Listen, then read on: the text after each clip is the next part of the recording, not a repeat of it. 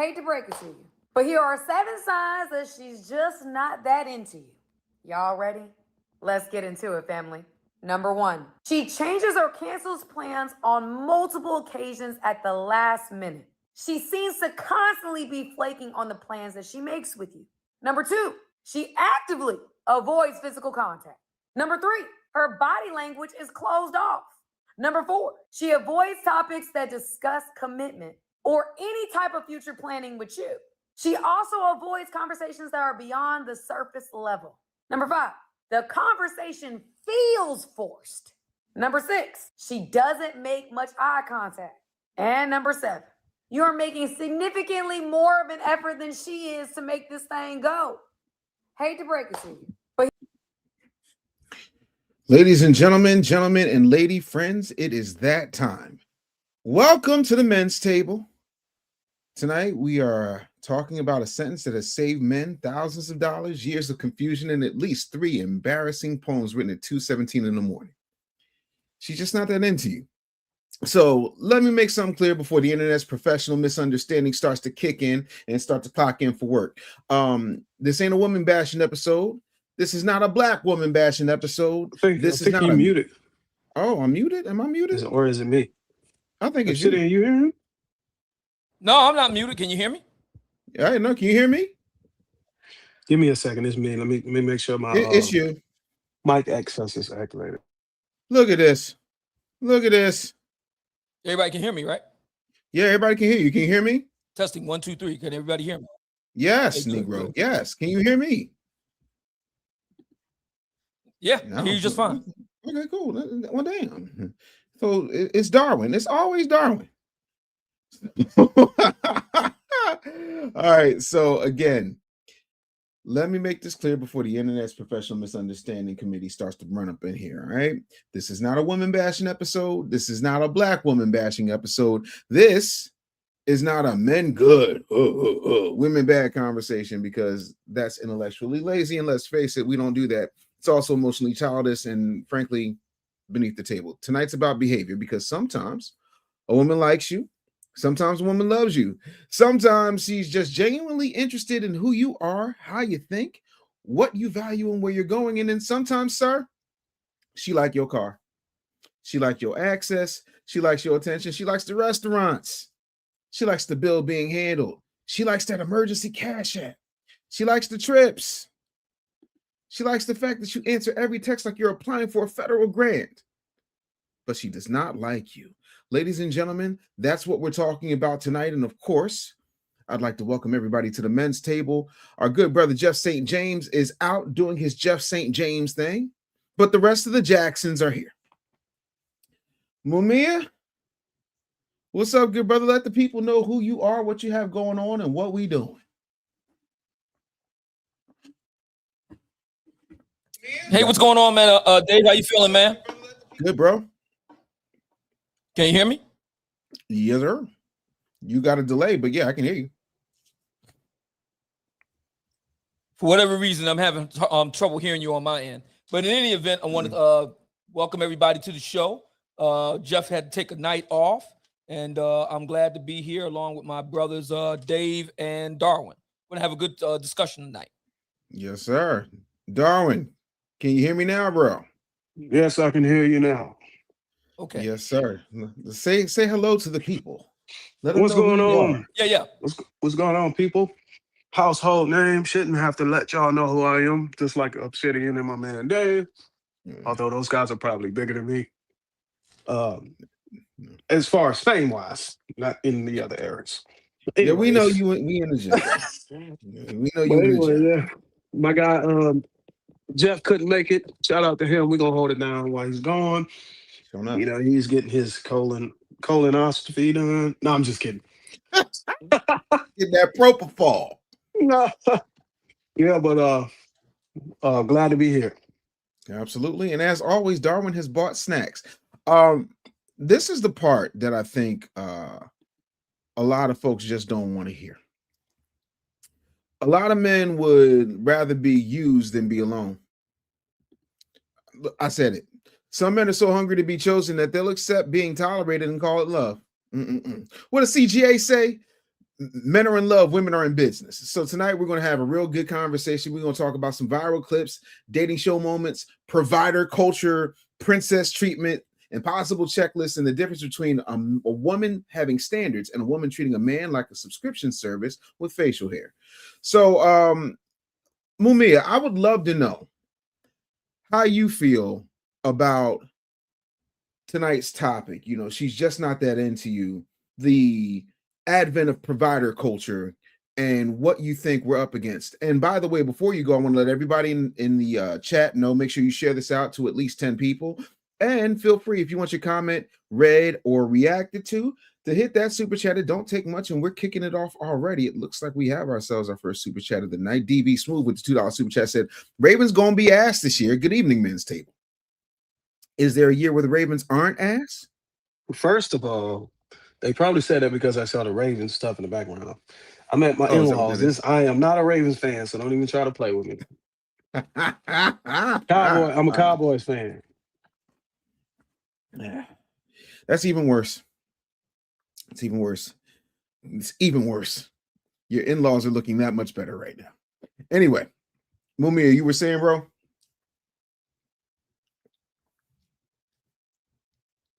Mumia. Yeah, I was simply saying that we had a little bit of communication back and forth, but in any event, I'm glad to be here. And Jeff couldn't be here tonight, but I'm glad to be here with my men's table brothers, Dave and Darwin. We're going to have a really interesting discussion tonight. I have some thoughts about this one because this is something that I've noticed of late on social media, Black love discourse, if you will. So I have some interesting thoughts about this. I'm looking forward to it.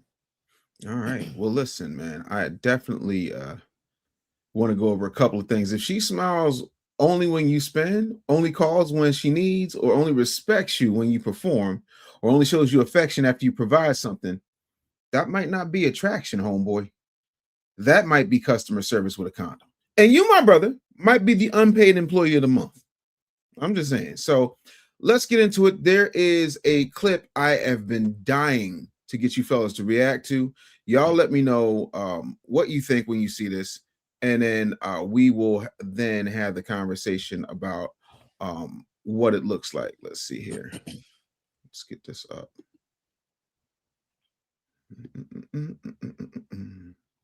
Hold tight, because that's not the right clip. Hold on one second, y'all. Here we go.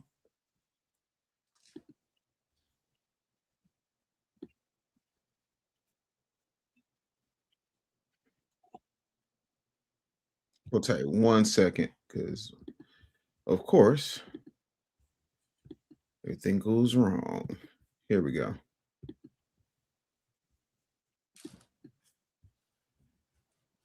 And welcome back to The Factor Uncensored. Well, guys, there's a new list you have to follow and you have to meet, or you could be kicked to the curb by the ladies. It's called the 4 6s. Now, let's go over that list really quick. You have to have a 6-pack. You have to be at least 6 feet tall. You have to have a 6-figure salary, and you have to have 6 inches or more in bed in order to date some women. Hey, that's the new criteria. Can you meet it or not? That's the question. We have our guest joining us here on The Factor Uncensored tonight to discuss this with us. We have Houston's Lala, Greg Dupree, who is a creator of a new app that women will love out there, and real estate expert Jazz Ledoux, who is soon to be getting married. So, glad to have you here on The Factor Uncensored. So, Greg, tell us about these 4 6s. You brought this to me, and I'm like, we have got to talk about it since you're in Houston and not in Dallas. Yeah. You would come to me first. Anyway, if you go on social media and you look at all the conversations around dating and dating culture and some of the criteria, they talk about how some women have become transactional in their dating habits. Mm-hmm. And so this for that, exactly. So this they have established criteria, and that's part of the criteria that men are discussing, and that women, that's the qualifications for some women. All right, ladies, let's bring you into this conversation. Is that on your list? Do you have to have the 4 6s, Lala? What? Maybe some of those. Tall-wise, some of them. Tall-wise, yeah, I'm 5'6". I'm pretty tall for a Latina. So if I put heels on, I don't want somebody shorter than me. I'm gonna feel like I'm gonna have to take care of you. 6 figures probably too, because if I'm at 6 figures, I'm probably gonna need you to be somewhere close. Uh-huh. Size doesn't matter to me, to be honest. I mean, 6 inches is 6 inches. 6-pack, no, I kind of like dad bods. Uh-huh. So I don't know. Yeah, maybe some of those. All right, Jazz, let's hear from you. What are you thinking about this list? Listen, everybody can have preferences, right? Everybody's entitled to preferences. But with this, I blame social media a little bit, because you're looking at these lifestyles and what you think perfection looks like, and you want to attain it, right? Exactly. And again, we can all have preferences. I'm not going to disclose whether my fiance checks off all 4 of those or not. That's for me to know. But for me, it does not matter. You can have the standards, yes, but it shouldn't be the end all be all, because I would have never gone after the fiance that I have now. He was never really my type, and we fell in love. So, you know, I just, yes, have preferences, but don't be so close-minded that you miss your bliss. Those are guys' perfect standards. Yeah. All across the board. So. And Greg, what happened to women like Jazz? Why aren't they on social media with their list? Well, you can actually say for both of them, because both of them aren't as discriminating. Yeah. And see, the thing is, that is the problem in modern dating today, is that you can't get to women like this very easily. You have to sort through all the, and men too on that, you know, you have to sort through all that. It's the main reason I created the app, to help women sort through all the mess and help men sort through it as well, and hopefully find that person, just like these ladies here. And tell us about that app, the name of the app, and where we can find it. The name of the app is REIGN, REIGN, and you can find it at reign.yourworld.com. Now, this is for ladies. Men can check it out too as well. But this is an app where you're going out, you're dating, or even in just different life situations. You can enter those situations into the app, and it can give you objective solutions. The problem is, generally, when we're talking about dating, for example, in relationships, we generally go to our friends, we go to our family, you can go to our coworkers to get advice. But no advice comes without personal baggage. You keep... Well, really quick, Greg, we'll take a quick break here, and we'll be back with more Factor Uncensored with our guest. And welcome back to the Factor Uncensored. We're talking about the 4 6s, the requirement of some women out there. 6-pack, 6 inches, 6 figures, and what's the other 6? The height. Salary. You got salary? 6 feet tall. Yeah. 6 feet tall. 6 feet tall. can't even The other 6 inches is in the bed. So, You all came right. up with a 6. No, not No, really. that's like dating somebody. No. Okay, really quick, Greg, pick up where you left off. Okay, I wanted to say that Jazz brought up a good point, that she doesn't discuss things about her fiance, and that's one of the biggest problems that people have in dating, is that they live their dating lives out loud, where privacy is the key. They always talk about communication, but privacy is most important. And with an app like this, it gives you that privacy. You don't have to share this information with anybody. The app is designed, we don't share your information. We don't sell it to any companies. You know, it's just there for your use to help you make better choices, not just in the dating life, but in your life, period. And Jazz, if you ever find yourself bumping heads with your fiance, is that something you would go to get some advice, where you can be confidential and not tell everybody in the street your business, friends? Because if you tell a friend, it's going to get out. I don't tell my friends nothing. I don't. And that's good. I'm going to tell you, the first thing I'm going to do is I'm going to go to God, baby, because I'm a praying woman. I got to pray, so I don't have to hurt you, right? I got to pray. However, then he might say, girl, open that REIGN app. I think I might be able to talk to you. Right. I think it's great. For one, there's no judgments. You're not having to worry about people being in your business. Maybe you just tripping. Am I losing it? And maybe you are losing it. And that's it. That's all. It's also a great tool for me to push off on somebody else. I don't like being.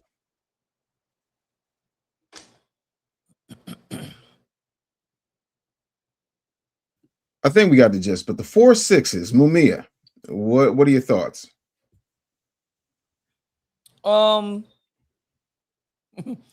So, you know, I happen to be writing a book as we speak about one of those 6s. There's 6 foot and over, writing about heightism in Black American dating. Short Kings in particular. That's the name of the book of Short Kings. So what do I think about this? I think that Black women honestly cannot afford to be so picky. Let's count the ways.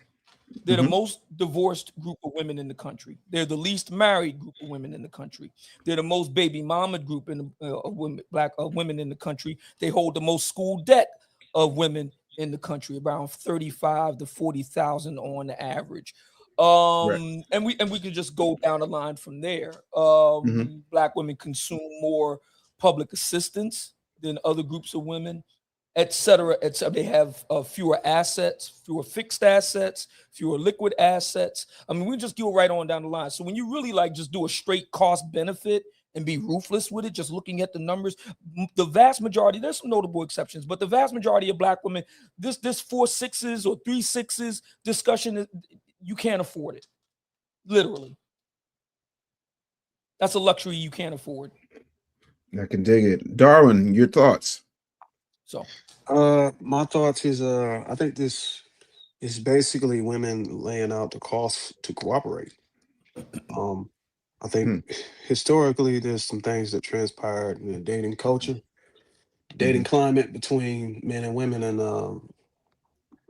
I think women are just looking at a cost benefit analysis. Like, if I'm gonna have to submit and I'm gonna have to cooperate with a man who could still potentially abuse me, cheat on me, or whatever, those things happen.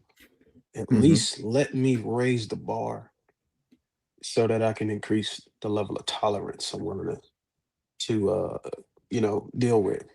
Because if I'm gonna get cheated on, if I'm gonna get hit, or if I'm gonna have to submit to a man, let me make sure the man is eye candy. He's well off financially. He's hit the genetic lottery and all these other things. If I'm going to do it, and then you have the other side of the coin where women are raising the bar so high to absolve themselves from cooperation. So they know that it's the chances of them meeting a guy with this type of archetype is slim to none. So that will allow them to remove accountability for not getting in a relationship, becoming a mother, becoming a wife. So a lot of women, they say they want to be single by choice, but it's really elevating their standards to a point where a lot of men don't even meet the criteria. But the layer underneath is they don't even really want it to be in a relationship that's going to require them to be, a supportive mate or a follower to a leader. Instead of just saying you don't want to be led, you want to be a partner. They just raise the criteria, and then oftentimes they're looking at the landscape. They're looking at women getting into relationships where men are not the providers, and they're providing 50%. And those guys still have the audacity to move like they have that perk of tolerance. And I fundamentally believe whenever you covering all the bills financially, you get more runway when you want to do things that are not favorable in a relationship. This is probably an unpopular opinion. It may not be, but I've seen and I've tested that men tend to get more runway to be able to make more mistakes, and the women are able to tolerate things that they wouldn't tolerate if they had to pay 50% of the bills or whatever. You get what I'm saying? So it's layers to it, and those are just some of the things that was most significant that I've been able to discover. Yeah, I'm definitely not mad at that. Did you want to say something, Dave? No. Go ahead. You can rock. Okay, so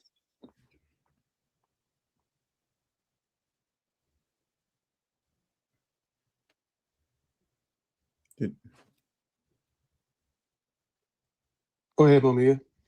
yeah. So one of the things, I mean, and there is some truth to the idea that there are some guys that are pursuing in the Black community. There are some Black men that are pursuing Black women who don't want to be bothered. There are some Black men who can't take no for an answer. There are some Black men who have heightened rejection sensitivity. Fair enough. I'm not denying that. I think what often gets left or gets overlooked in these discussions the Black community, you know, the idea of getting with someone because you truly like them and they like you, that's a very new concept in Black America. If you look at our history over the past century, coming out of slavery, and dealing with Jim Crow, that really wasn't, you know, nobody was talking about 3 6s or 4 6s. We had other concerns to deal with. It was mating and dating was a matter of survival. Okay. So the idea of being able to do all this now is very new. But we still kind of holding on to the old model. A lot of people in the Black community are still mating out of survival. This is the reason why you have so many women talking about, I don't do coffee dates and all the rest of it. They want you to pay, you know, exorbitant fees because they want to eat, and so on and so forth. And you know, something similar on the other side with the guys. The guys want essentially a de facto cook and maid, etc., or surrogate mom, that sort of thing. I don't think we're much more. I think we need to be much more open about discussing that, in conjunction with guys who have difficulty reading the signs, guys who have difficulty taking no for an answer, and so on. I think that's much more prevalent than we're willing to admit. Marriages of convenience, we don't use that phrase in Black American life, but there are a lot more marriages of convenience than we're willing to admit. And I think we need to be more open and honest about that. So are you thinking that, and this is a question for both of y'all, are you thinking that there are men who are just purposely lying to themselves about whether or not these women are feeling them, or are they knowing that they're coming up short? Or like, because there are people I know who were lame and then they got money and all of a sudden, you know, they started running around here talking about, I love bad bitches, that's my problem. It's like, well, your problem is you've never even had a bad bitch. So are men being delusional and feeding into the delusion by, for lack of a better term, tricking, or are they operating out of a mindset that is less than authentic? I would say to that, I wouldn't say it was. I would say it's all about desired outcomes. I think men are understanding that there's a competitive market, and if you don't hit the genetic lottery, then you got to make up for that in other ways. And a lot of guys look to their finances, and that usually offset the gap between the guys that don't have the genetic lottery and the guys that do. When I say genetic lottery, I mean the guys with the height, jawline, charisma, and all this other stuff, and able to maintain their physical fitness and stuff to be able to lure, you know, the women that they want to attract. You know, some guys are lazy. Some guys are just not built, just not genetically gifted. So offsetting it with finances typically works. And, you know, a lot of activity it leads to tricking. And it's just about design. And the men have accepted, we've had all these movements that amplify and promote and champion, hypersexuality in women.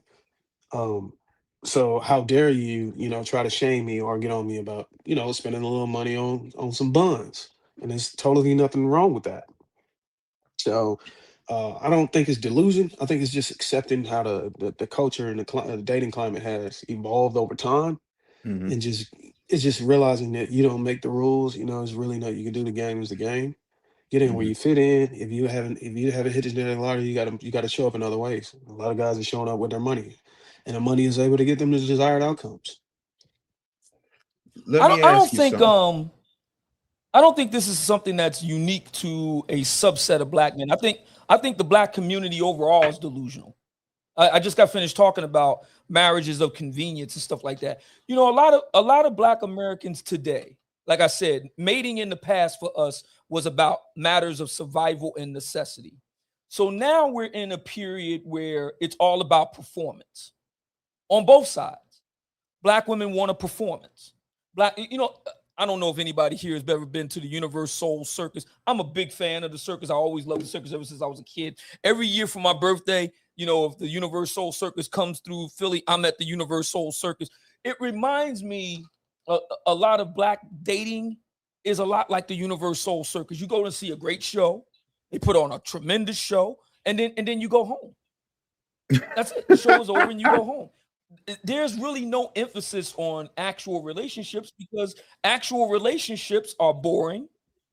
You know, you want to know one of the good telltale signs that you got a good relationship? It's boring. There's no drama. There's no histrionics and up and down roller coasters and stuff. Make up the breakup and all that. It's boring. And you want to know the people who tend to have the best relationships? They tend to be the people who are not the best looking people. Okay, as a general rule, right? So a lot of black people coming out of the experience that we had in the past century, we had the mate for survival, mate for very practical concerns. It's kind of understandable that we want, a kind of universal circus experience. I'm not judging that. What I would say to a lot of brothers that want baddies and so on and so forth, just understand what you're getting. You're getting very superficial, very narcissistic, very materialistic, very, nobody's ever accused these lovely ladies of their sterling powers of erudition. I mean, you're getting very superficial people. And you're getting performers that will put on a performance, and if that's what you want, that's fine. A fair exchange is no robbery. I'll never knock a man for buying what he wants. But understand what you're getting.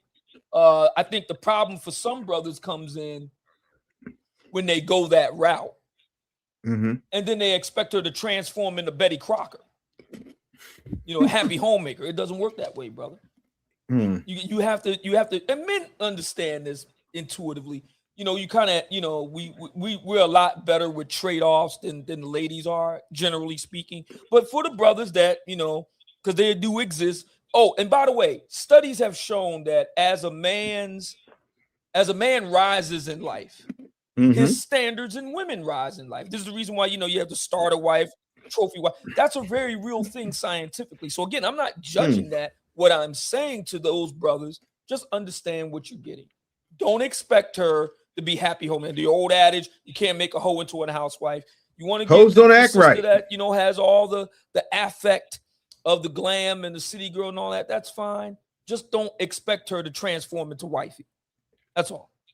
So, in your mind, are you saying that there's no such thing as a baddie who can cook and clean and be submissive?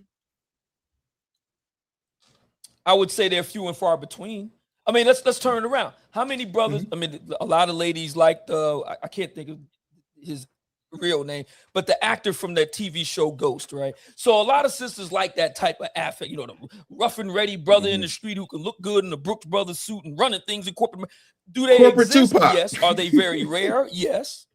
So yeah, the sister that busting it wide open and all that, city girls, and go home and could cook it up in the pan and all, they exist. They're just very rare. Typically, you're going to have to make a trade-off. I'm with it. I want to say, I think that a lot of men do kind of expect women to come with the culinary skills or homemaker skills. A lot of them are disappointed because they don't. We are in a society where we don't really typically raise women to be like that anymore. You kind of got to leverage that. You kind of got to take what you can leverage and require that as a man. You have to kind of stick out your chest as the leader, as the authoritative head of your relationship, and make that a demand for access to you or access to your resources or whatever that may be. And usually, if the woman is cooperative, she's weighing the pros and cons between being with you and having to go back out in the data market and shop around for another mate. Typically, if your leverage is strong, you can get her to acquiesce and do the things that you need her to do as far as cooking, cleaning, and whatever that is. Oftentimes, you do run into hurdles when you're dealing with a modern woman who can already make her bag. And sometimes, if y'all are making around the same amount, the leverage as far as resources kind of cancel out. So the men have to show up in other areas to be able to leverage whatever they want out of her if they can't use the finances. That's the difficult part that we really wasn't preparing ourselves for whenever we opened up the floodgates to let the women into the workforce. Okay, now we got to leverage other things. We can just use our finances to make demands or, lure the women into what we wanted to do. We got to come into other areas, and women are seeing that, and they're like, okay, what do you got? You know what I'm saying? Do you have the emotional intelligence and all these other things that they're asking for? So it's most definitely a trade-off. It is all about what you can leverage out of the woman. She may not come with all the things you want, but if you have a strong enough leverage, you can get her to do the things that you want her to do. I can dig it. Let's see here. I Thank think you, that, Jeffrey Rice, for the 2. Hold on. I I'm think missing that, out on the money. Hey. Sit. Shout out to Jeffrey Rice with the $2 super sticker. We don't miss money on this show. We appreciate the supporters. Mumia, go ahead, bro. I just want to make sure we acknowledge the super chats. I swear I'm like on a 10-second delay with Mumia. I don't know why. I can hear you just fine.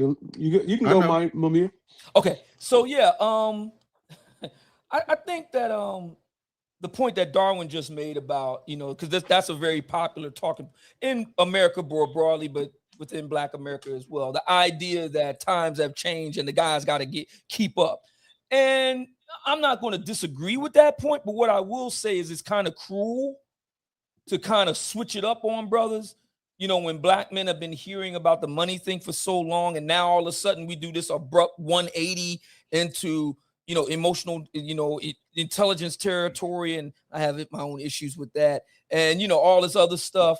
I think it's kind of cruel to kind of abruptly switch it up on brothers. I also think that a lot of sisters need to be honest about the fact that they can't get the men that they really want, and so they're going to have to make do with the men that they can get, and be honest about that, communicating that to the guys. And listen, I'm not really all that crazy about you, but I need to eat, and so can we work out a deal? I think a lot of sisters would. I think things would go a lot smoother if more sisters were just honest like that. Now, I'm unable to attract the men that I want, but I really need to eat. So I'm thinking, can we work something out?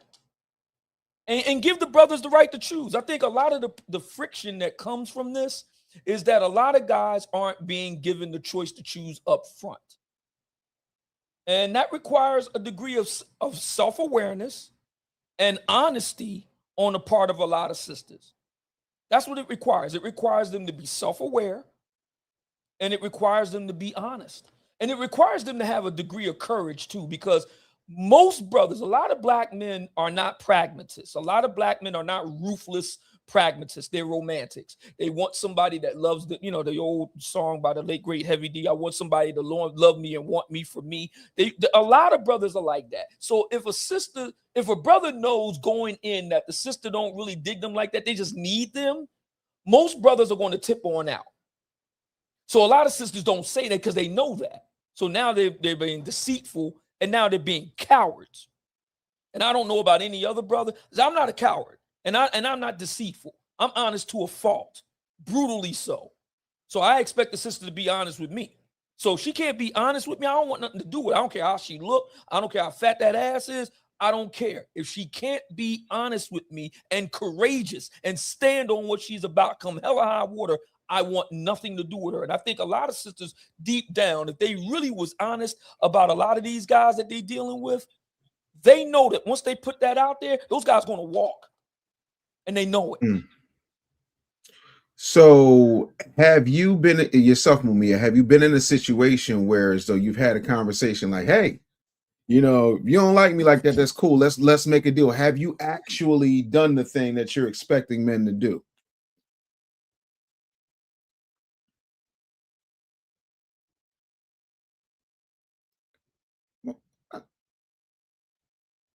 Do I need to send a letter? It's like, why can't he? It's like I talked to him. Mumia, hey, can you hear Dave? Yeah. I'm for some reason I'm having trouble getting Dave on here, so I've been listening through my phone. But in any event, apologies for that. But in any event, have I done something like that? I actually have. I remember this is many moons ago. So I was a young lad in the Philadelphia area, And my very first car, Dave, and you're old enough to remember this. My very first car was a 1975 Deuce and a Quarter, they used to call it. Electra 225, big Buick, right? Big Love Buick. that car. Hell yeah. And that was my very first car. So I took, my maiden voyage with her, and I took a young Slimmy out to on a date. And she got in the car, and I was going to take her to, Olive Garden, this, that, and movies and stuff. And as soon as she got in the car, she's talking about how she need her hair did and her nails did and the phone bill paid and such and so forth. And I just drove along for a little while. We went out Broomall. You know what I'm talking about. Went out Broomall. And I pulled over. And I looked at her. I said, listen. Sounds like you need a lot of things. And, well, I need some things too.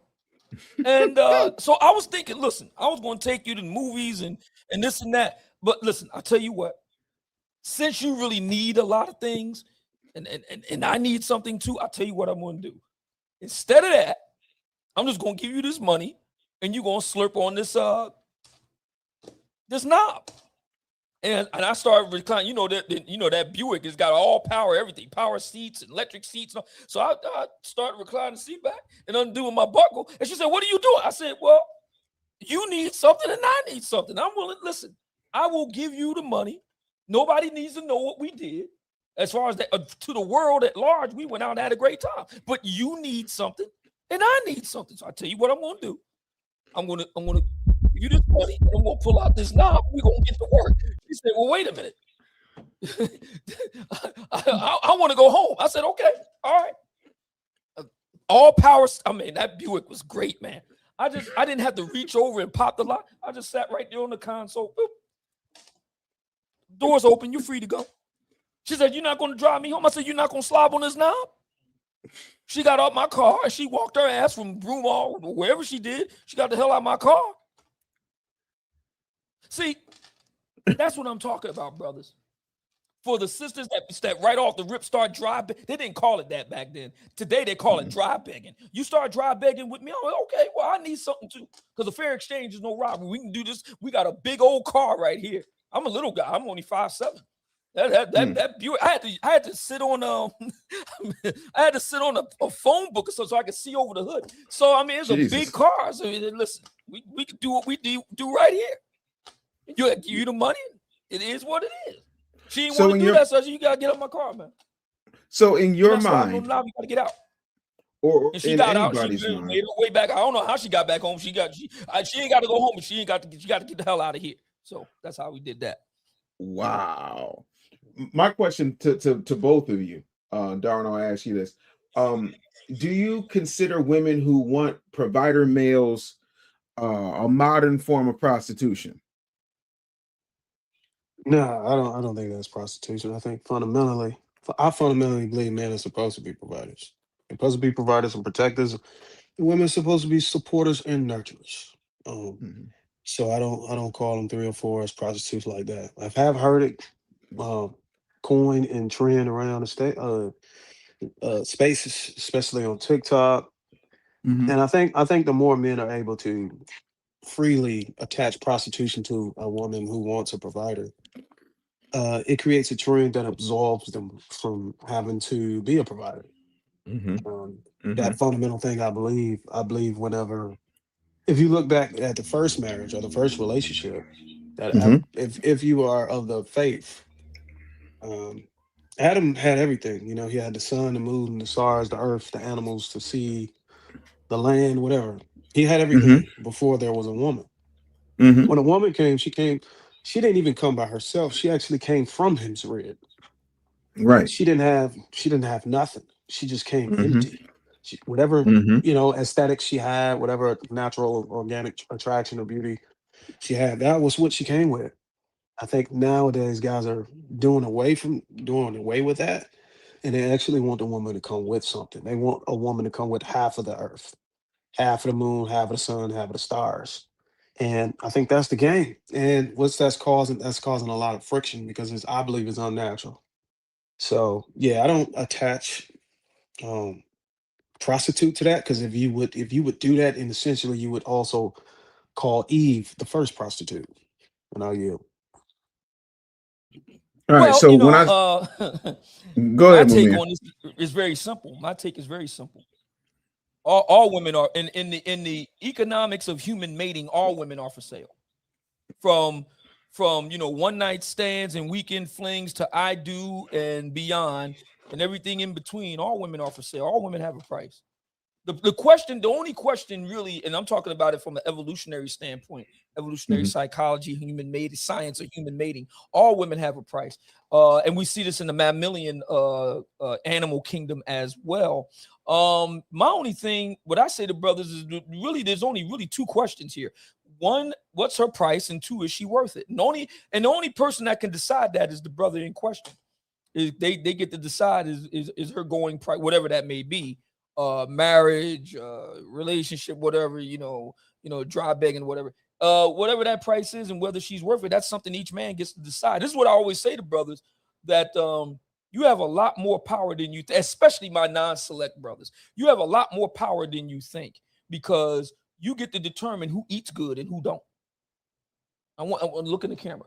You non-select brother, you get to determine who eat good and who don't.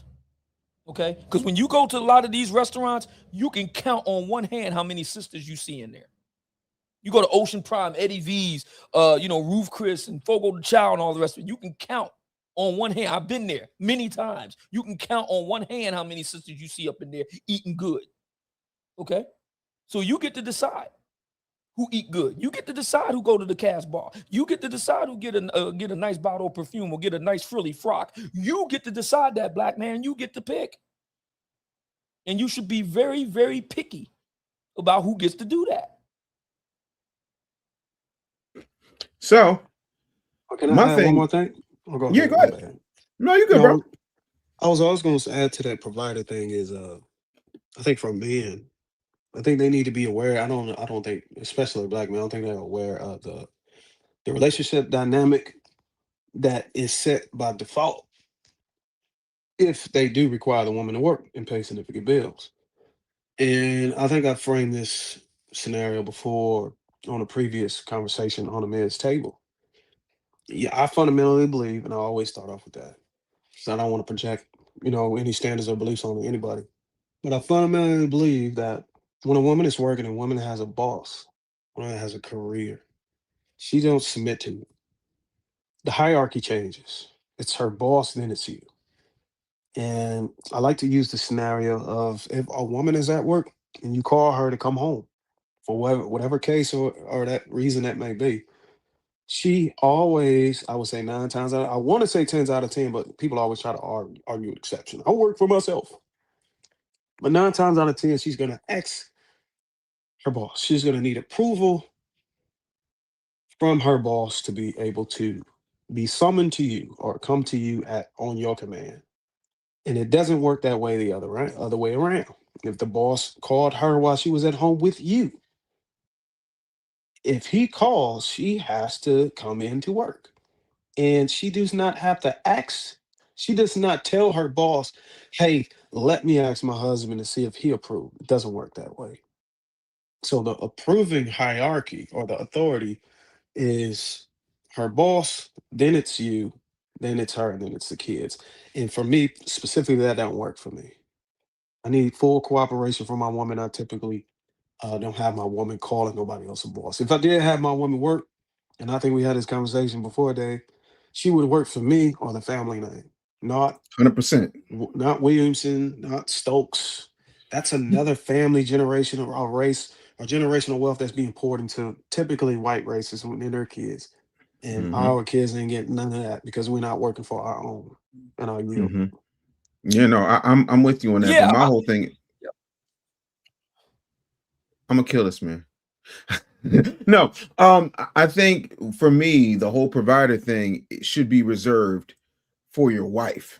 I don't think I need to be a provider for some chick I just met in the club, because she happened to have a body and a face I kind of like. Like, that's just absolutely insane.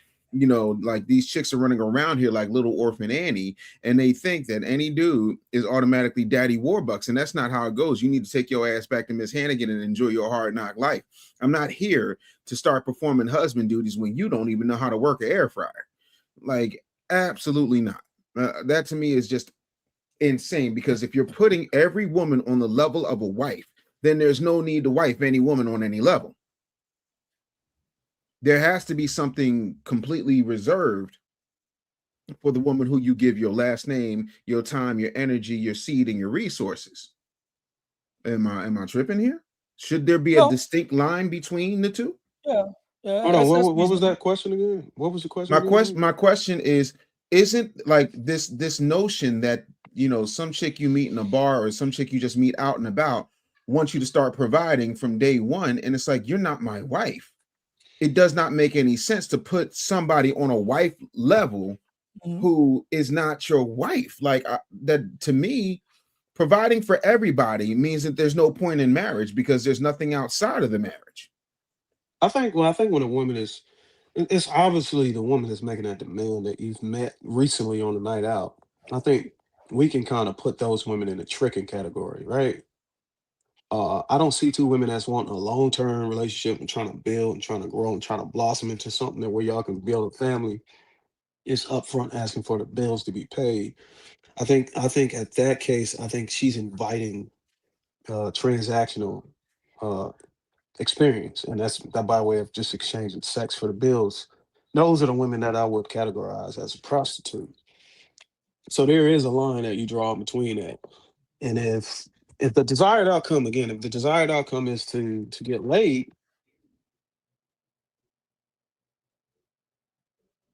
You muted yourself, Doma. yeah, I did. My son came in the room. If the desired outcome for men is to get laid, then there's totally nothing wrong with covering a bill to be able to get whatever if it is you want.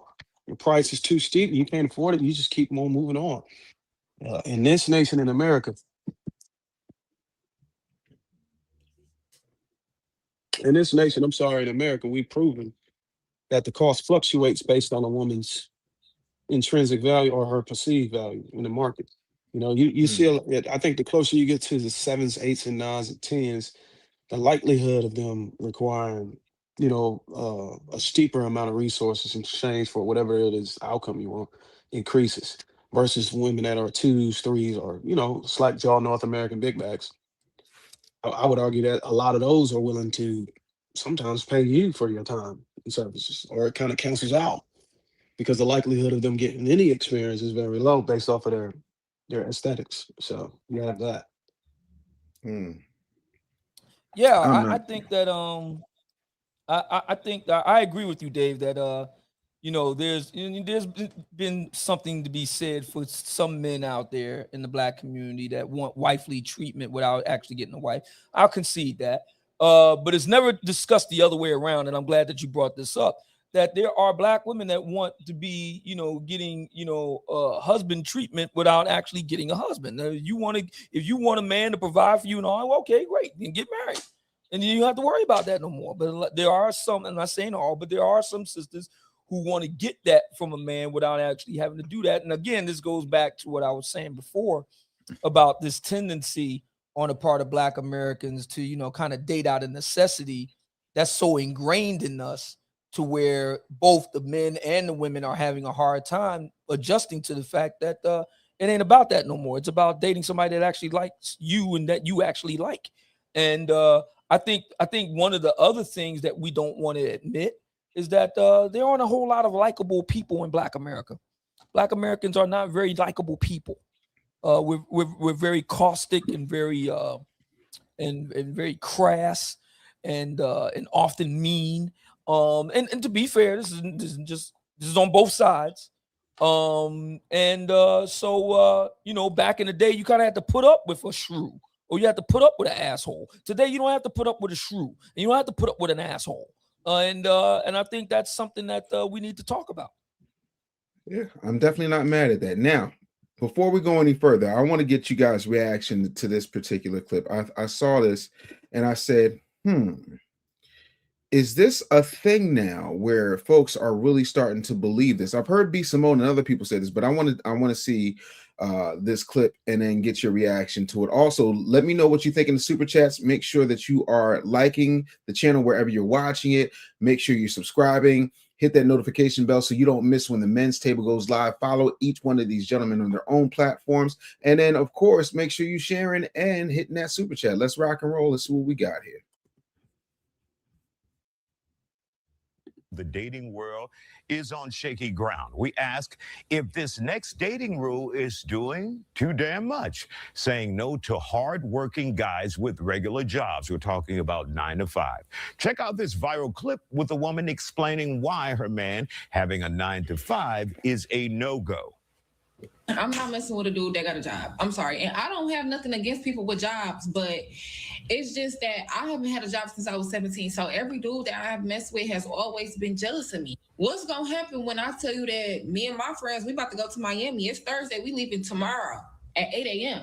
And then you be like, oh, where you going? And I'm like, do you want to go too? Oh, no, I can't come because I got to go to work. Now I can't even enjoy my time with what I'm doing because you tweaking on me. No, I'm good. If you got a job, you feel me, 9 to 5, you stay over there and say, and I'm not saying that just because you got a 9 to 5, you're broke. You could be a lawyer, a doctor, you're still on a certain time constraint that I'm not on. So you stay over here, I'm stay over.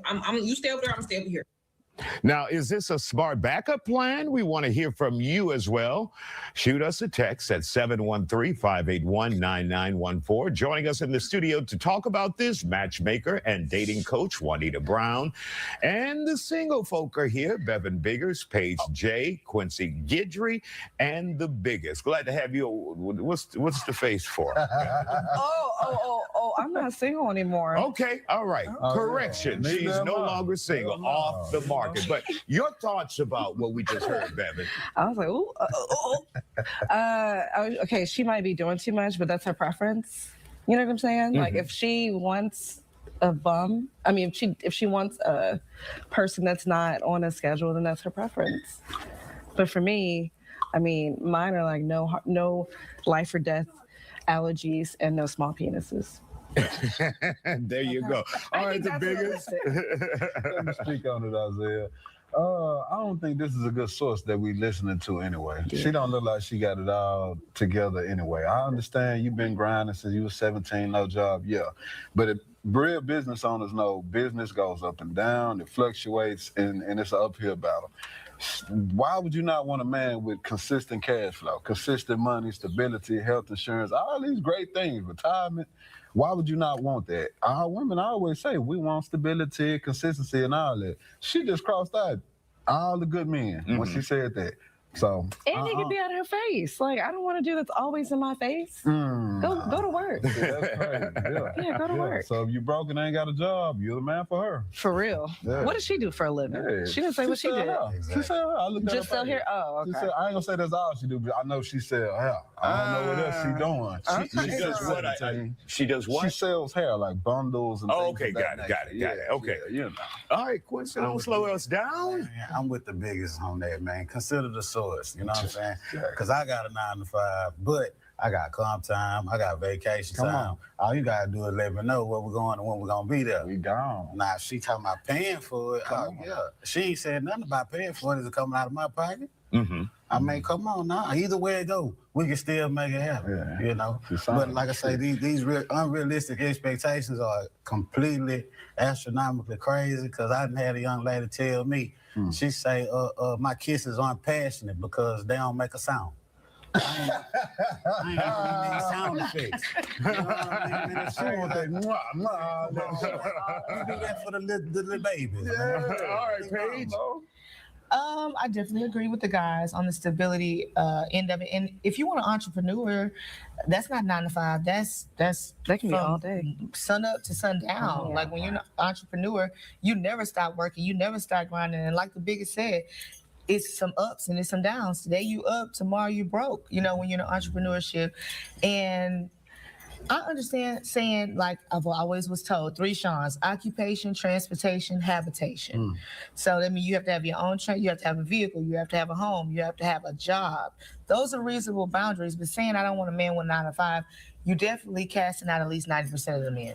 All right, Juanita, and one of the viewers is saying she was stressing out.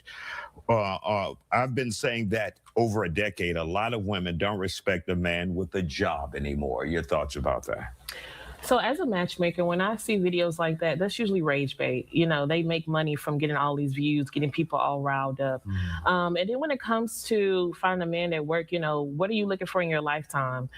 It looks like she's looking for a fun time, not a man or a husband per se. And I think people get that confused when it comes to modern dating. You know, people are stuck on the social media hype and influence. And really, if you want a husband, you're going to portray yourself differently to get that husband. Or if you want a fun time, you'll portray yourself like that to fly out to Miami. And of course, some are saying she's still young. And she's a mother. She probably Ain't wants a nobody said scam. that. She probably She's a wants single a. She mother. wants a Giving dude that off makes this- fast money, like a scammer or a drug dealer. She's talking like she's a trick, like you're paying for everything. And if that's the case, then yeah, go get you somebody that got a bunch of free time and no Niggas kids like you know to she take ain't out looking- with you. Man, she wants somebody to pay her way. She looking for a Exactly. sponsor. Of course. Yeah, exactly. She's watching the internet and she's seeing other people have this lavish lifestyle, and that's not reality. Man, that like come with some penetration, so she Yeah, can yeah, keep yeah. on. If she That's get a mine, bad support- bitch. And Paige, you make a good point. A lot of people watch the internet and they don't have a true idea of what it should be like. Is that an ongoing problem, that social media aspect? Absolutely. Oh, The yeah. average cat can't buy a Birkin bag. He can't just fly you out like any old time of day. Especially with Spirit being gone. R.I.P. Speed. For real, we did.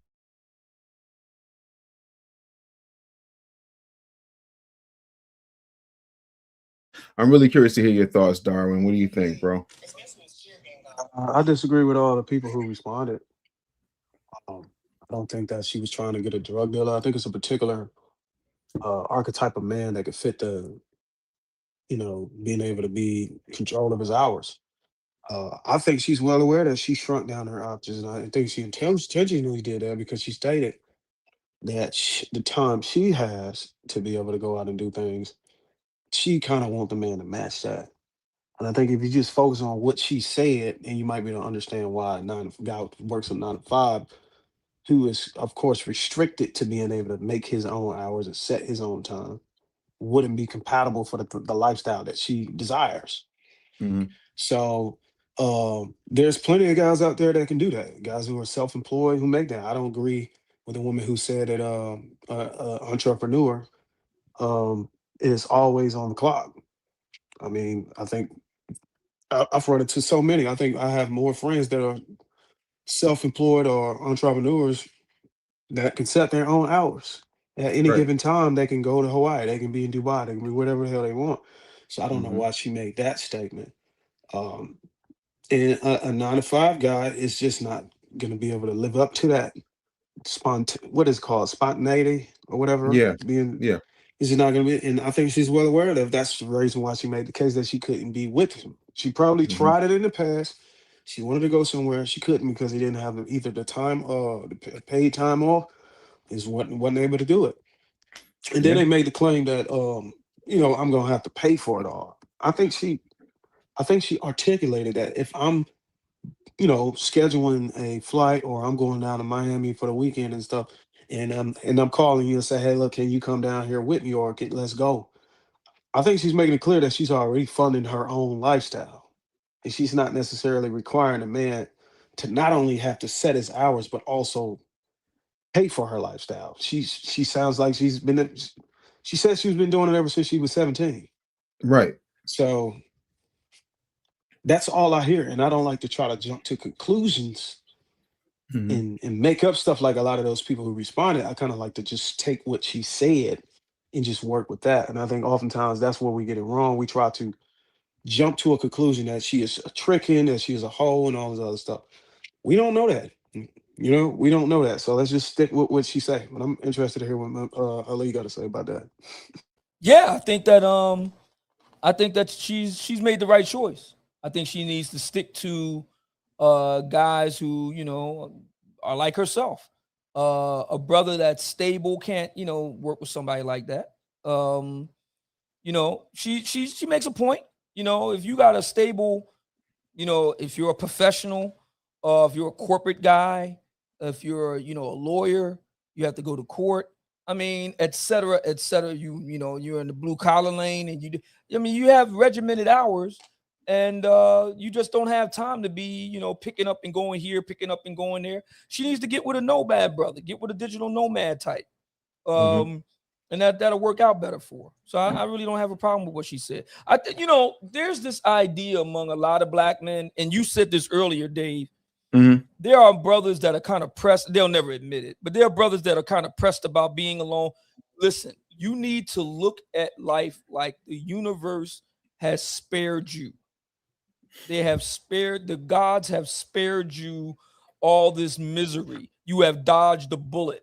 Thank God that woman rejected you. Thank God that woman curved you. Thank God, because somebody out there right now is going through what is tantamount to Guantanamo Bay being waterboarded, dealing with that broad. So that's how you have to look at that sort of thing. It's a good thing. Yeah, I think as an entrepreneur, I understand what she's saying. Like I'm not beholden to anybody. So, at the drop of a hat, I can. And I agree. By the way, there's a lady in the chat room or a brother in the chat room. I agree. Those were some strong chairs. They would on that segment that we saw. There was a bagel of big backs in that thing. Screen, yeah, those chairs was putting in overtime duty. Yeah.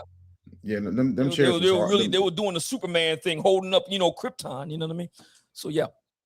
Yeah, no, I think this is a situation where people don't understand the level of freedom you have as an entrepreneur, especially if you've got systems in place, especially when you understand, your value and things of that nature. It becomes a different type of ball game. But overall, I think it's insane for anybody to think that the average bear is going to be able to build up the systems and lifestyle like that off rip. So I think you might as well, like I tell people all the time, being with an entrepreneur or being with a public figure is not the easiest thing in the world. So you got to make sure that you understand what you're getting into. So I'm not necessarily mad at the sister. I also noticed on that panel, it wasn't but one person that actually looked like they could, finish an aerobic workout. I'm just saying, like, we can't have these opinion pieces. I don't want no matchmaker that look like a slack-jawed North American big back. Respectfully. I just don't. I don't want anybody coming along and thinking that they have to choose between me and the bear, especially if the bear is sitting there with slippers on. So I don't. I just don't get it. Are we at a point though where we are above 9 to 5s? Like, is that where society is now? No, not at all, especially for women. I think women are if you look at the numbers, most of us are matching with average earners, people who work, people who are in working class. We most definitely not above it. And it's not a lot of women like her. So I think the guy premised that clip as if the dating climate was in danger of having a lot of these women coming out of the woodwork. And I think there's nothing to fear. You know what I'm saying? A lot of these, especially sisters like her, black women, in her age group are not even making $35K a year on average. I think between 21 and 40, they are making anywhere between 25K and maybe 65K a year. That's the lowest and the highest. So there's nothing to fear thinking that women are going to start just becoming self-employed to the point where they can just have a lifestyle like that and then make demands in the market to change how men are coming into the market and having to acquiesce or whatever. So there is no fear in that. A lot of women ain't making that much, so we don't got really nothing to worry about. No, I agree with Darwin. Again, now that particular sister, she may be exceptional. She's from what we can see, she's young, and all that goes with that. If she's found, selling the bundles or whatever, okay, fine. She's making good lump sums of money. She would be exceptional. The sisters that we saw on that tape on the other end of the spectrum, they're more closer to the rank and file, and they're not going to be able to do that. They're going to be 9-to-5ers. And all that comes with it. So, like I said before, most sisters can't afford to be talking all this smack. They just can't afford it. They just can't. Right. She could. They can't. Yeah. So, gentlemen, while we're having this conversation, I also want to point out that there are people in this world, there are women in this world specifically. And again, this isn't bashing. This is what's happening out here. There are women in this world who are so unsatisfied that not even a doctor is good enough for them. I want y'all to take a look at this and then let me know what y'all think. And then anyone that's not ambitious. Like recently I matched with a doctor on a dating app, and I was just like, I said, what do you do? He's like, I'm a doctor. And he was just like, I was like, okay, so what's your goals? He was just like, oh no, I kind of blocked you because like, what do you mean what's my goals? Is a doctor not enough? I don't want somebody who's content with where they are. A doctor. Oh! Are you sure you're not on the spectrum? A lot of them are losers. Doctor is being a doctor is amazing. I understand what you guys go through to get there, but why can't you want more? A lot of them are losers and they really can't think. They can't think logically. Granted, this is coming from somebody who has on this much makeup. Oh my God! Like, this is coming from literally somebody who has to wear this much makeup to come on camera. Let's just leave that there. Let's see the comment section under this. Someone said she's a low-grade chick. Another comment says she's a bartender, by the way. Like, putting her career to the side, because we know men of value aren't looking at your career as something that's like as important as your femininity and your looks and, just your overall personality. The fact that she thinks she has this much pull where she can turn down a doctor who has to be working like some 80 hours a week, still expecting him to have a side hustle. Like, oh, he a doctor, but he ain't a hustler, so I can't date him. She's thinking that she got all these options when she got to wear this much makeup. Anybody in the world who has to wear this much makeup don't got as many options as they think they do. Come on now. I am curious to see the full video. I want to do a little bit of digging because it seems like it's a Kendra G bottom of the barrel roaches caller. So I want to see if I can do some digging and find a full video. Y'all give me a minute. While I dig for the video, y'all go ahead and hit the like button, hit the subscribe button. Remember, entertainment purposes only. We point and laugh because I want a traditional man in a sense. So I want a man that pays the bills. I want a man that leads the household. It's giving her the money, y'all, because she needs help paying her bills. We're moving. I just want a man's man. I also want somebody who likes to travel. I travel a lot, maybe 10 international countries a year. You don't have to travel as much, but just have an interest in traveling. I also want a man that's extremely, extremely honest. I mean, I feel like some people tell little white lies because they don't want to hurt your feelings or whatever the case may be. I'm very blunt. And I think I would want that kind of partner in return, someone who can be as transparent with me as I am with them. And I guess lastly, somebody romantic. I have not really had as much luck finding people who like to please. So I would like to find someone that's similar to what I can provide to somebody I else. swear, you cannot make this up. She wants somebody honest and she cannot even be honest with her hair. She cannot come to the camera with her real face and her real hair, but she wants men to be honest. You cannot make this up. This is why I say it's entertainment purposes only. At 28, she looks like she's pushing 42 because of the makeup. At 28, it's like we gotta be curious. What are you hiding under there? Right? What's your original gender? What gender were you born with? There is a difference between her face and the rest of her body. If you look at her face and her body, her face is lighter than her body. I'm the only one that's noticing this. No, I see it too. I see it.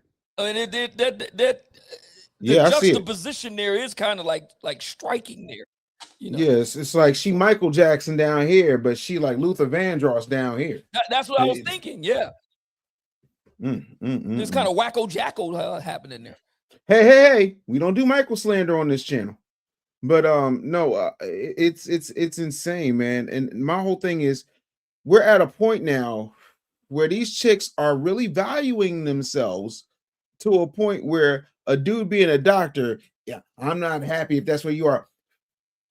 But you a bartender or whatever the hell she is. She damn sure ain't no doctor. She didn't go through college and then medical school and then a residency.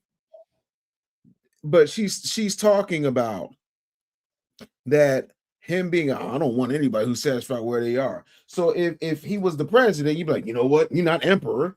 Like, this is the delusion that people get upset about. And we wonder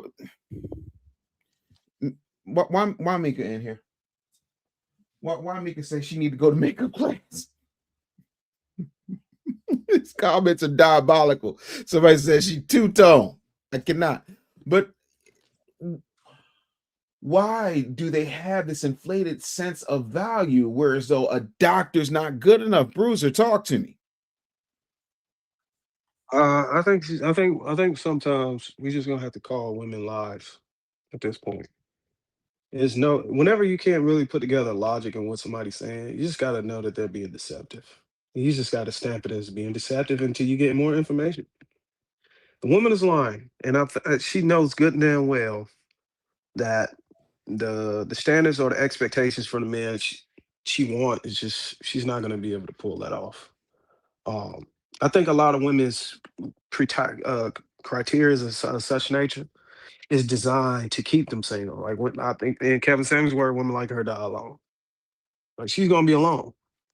She's gonna have to buy a dog and die alone. It's just not gonna happen because she's trying to set the terms of the relationship.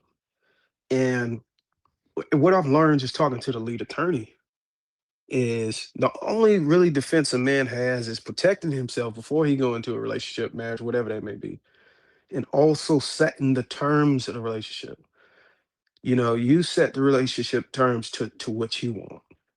Because when it all ends, you know, women is favored in the case of a divorce or a breakup or anything like that. So the least we can do is set the terms of the relationship and protect ourselves. And you got a woman like this who's trying to tell you what you have to be, what you have to do, and all this stuff to be with her. Men don't typically sign up for that. Any man with some intelligence, so usually simps or somebody like that would sign up for a relationship with her. Uh, she looks washed. When I say washed, she looks well out of her prime. I think the Ali's of the world. Shout out to Obsidian, Kevin Samuels, and all those guys like to call it leftover Oh yeah. or hit the wall, so to speak. Burnt pie. I don't know if she had kids. She don't have a jawline to be making demands like that. She looks slack jaw North American. Uh, you know, she's probably well over her weight. And I don't think she's gonna be able to pull it off. And I'm all for desired outcomes, but the likelihood of her achieving whatever she wants is very, very low. So I just like to call bullshit when people talk like this. And I don't know why. What is her name? Kendra G? Kendra G, yeah. I think she's been in the game long enough and got enough notoriety and support and super fans where she can kind of be honest now. She can break code and still maintain her platform. I think it's time for her to just be able to just drop them. Like, I think it's time for her to be on some, you know, girl, you on some bullshit. Get the fuck out of here. Next caller. You know what I mean? Right. I think she should be doing that now. And I'm just kind of disappointed with Kendra for letting her go on a rant like this. And it's just too unrealistic. I can't even make any sense out of it. And I'll yield. Yeah, listen. Momia, you can go ahead and you know, add your 2 cents in. Like, is there good enough? Yeah. So buy a dog, die alone, with your skin that's two-toned, because that's, you know, she got two-toned skin there. So the face is different from the rest of the body. But yeah, what do you say to that? I mean, come on. Turning down a doctor, and doctors are very rare in Black America. It's like the under 30%, something like that. So I mean, come on. I mean, Why people are still taking Kendra G seriously, I have no idea, but there it is. I mean, come on. I mean, the woman's two-tone skin, man. I mean, come on. What are we doing here? So, I mean, her face is different from the rest of her body. And I'm looking at her on Instagram right now. I decided to, look her up. And yeah, I mean, matter of fact, I'll put the link in the back chat so you guys can see for yourself and you can come to your own conclusions. So yeah, I just go saw it. I just looked at it, and she's BBL driven, breast implant driven. She's she's one of those but the legs don't match, whatever song that tune that is. These BBLs killing Killing y'all. y'all. But your thighs don't match. So she paid. So a lot of, and that's the thing. When a woman start putting thousands of dollars in her body, they gotta. That's a net negative, especially whenever you add the type of standards that they want to it. It's a diminishing return, and a lot of them feel like they got to make up for the investment by making these high ass demands to be able to get the bag back. But I don't think any of these women are paying cash up front from the revenue They're doing they a payment generated from plan. work. They're either scamming, or they're getting some simp to pay for it, or they just taking out a loan and going further in debt to be able to get a body. So it's just a bad situation to be in. And she I think it's just a disappointment. And if I was a father, I would be gravely disappointed in her. Going to 10 countries and still can't get a man. What's that all about? Yeah, I mean, she's doing a Lisa Stansfield thing. She's been around the world and I still can't find her baby. I mean, what's And you know what? And it's a competitive market out here. And I always ask this question, Ollie. And I posted it on Instagram, and I think y'all commented. And it shook up the climate a little bit.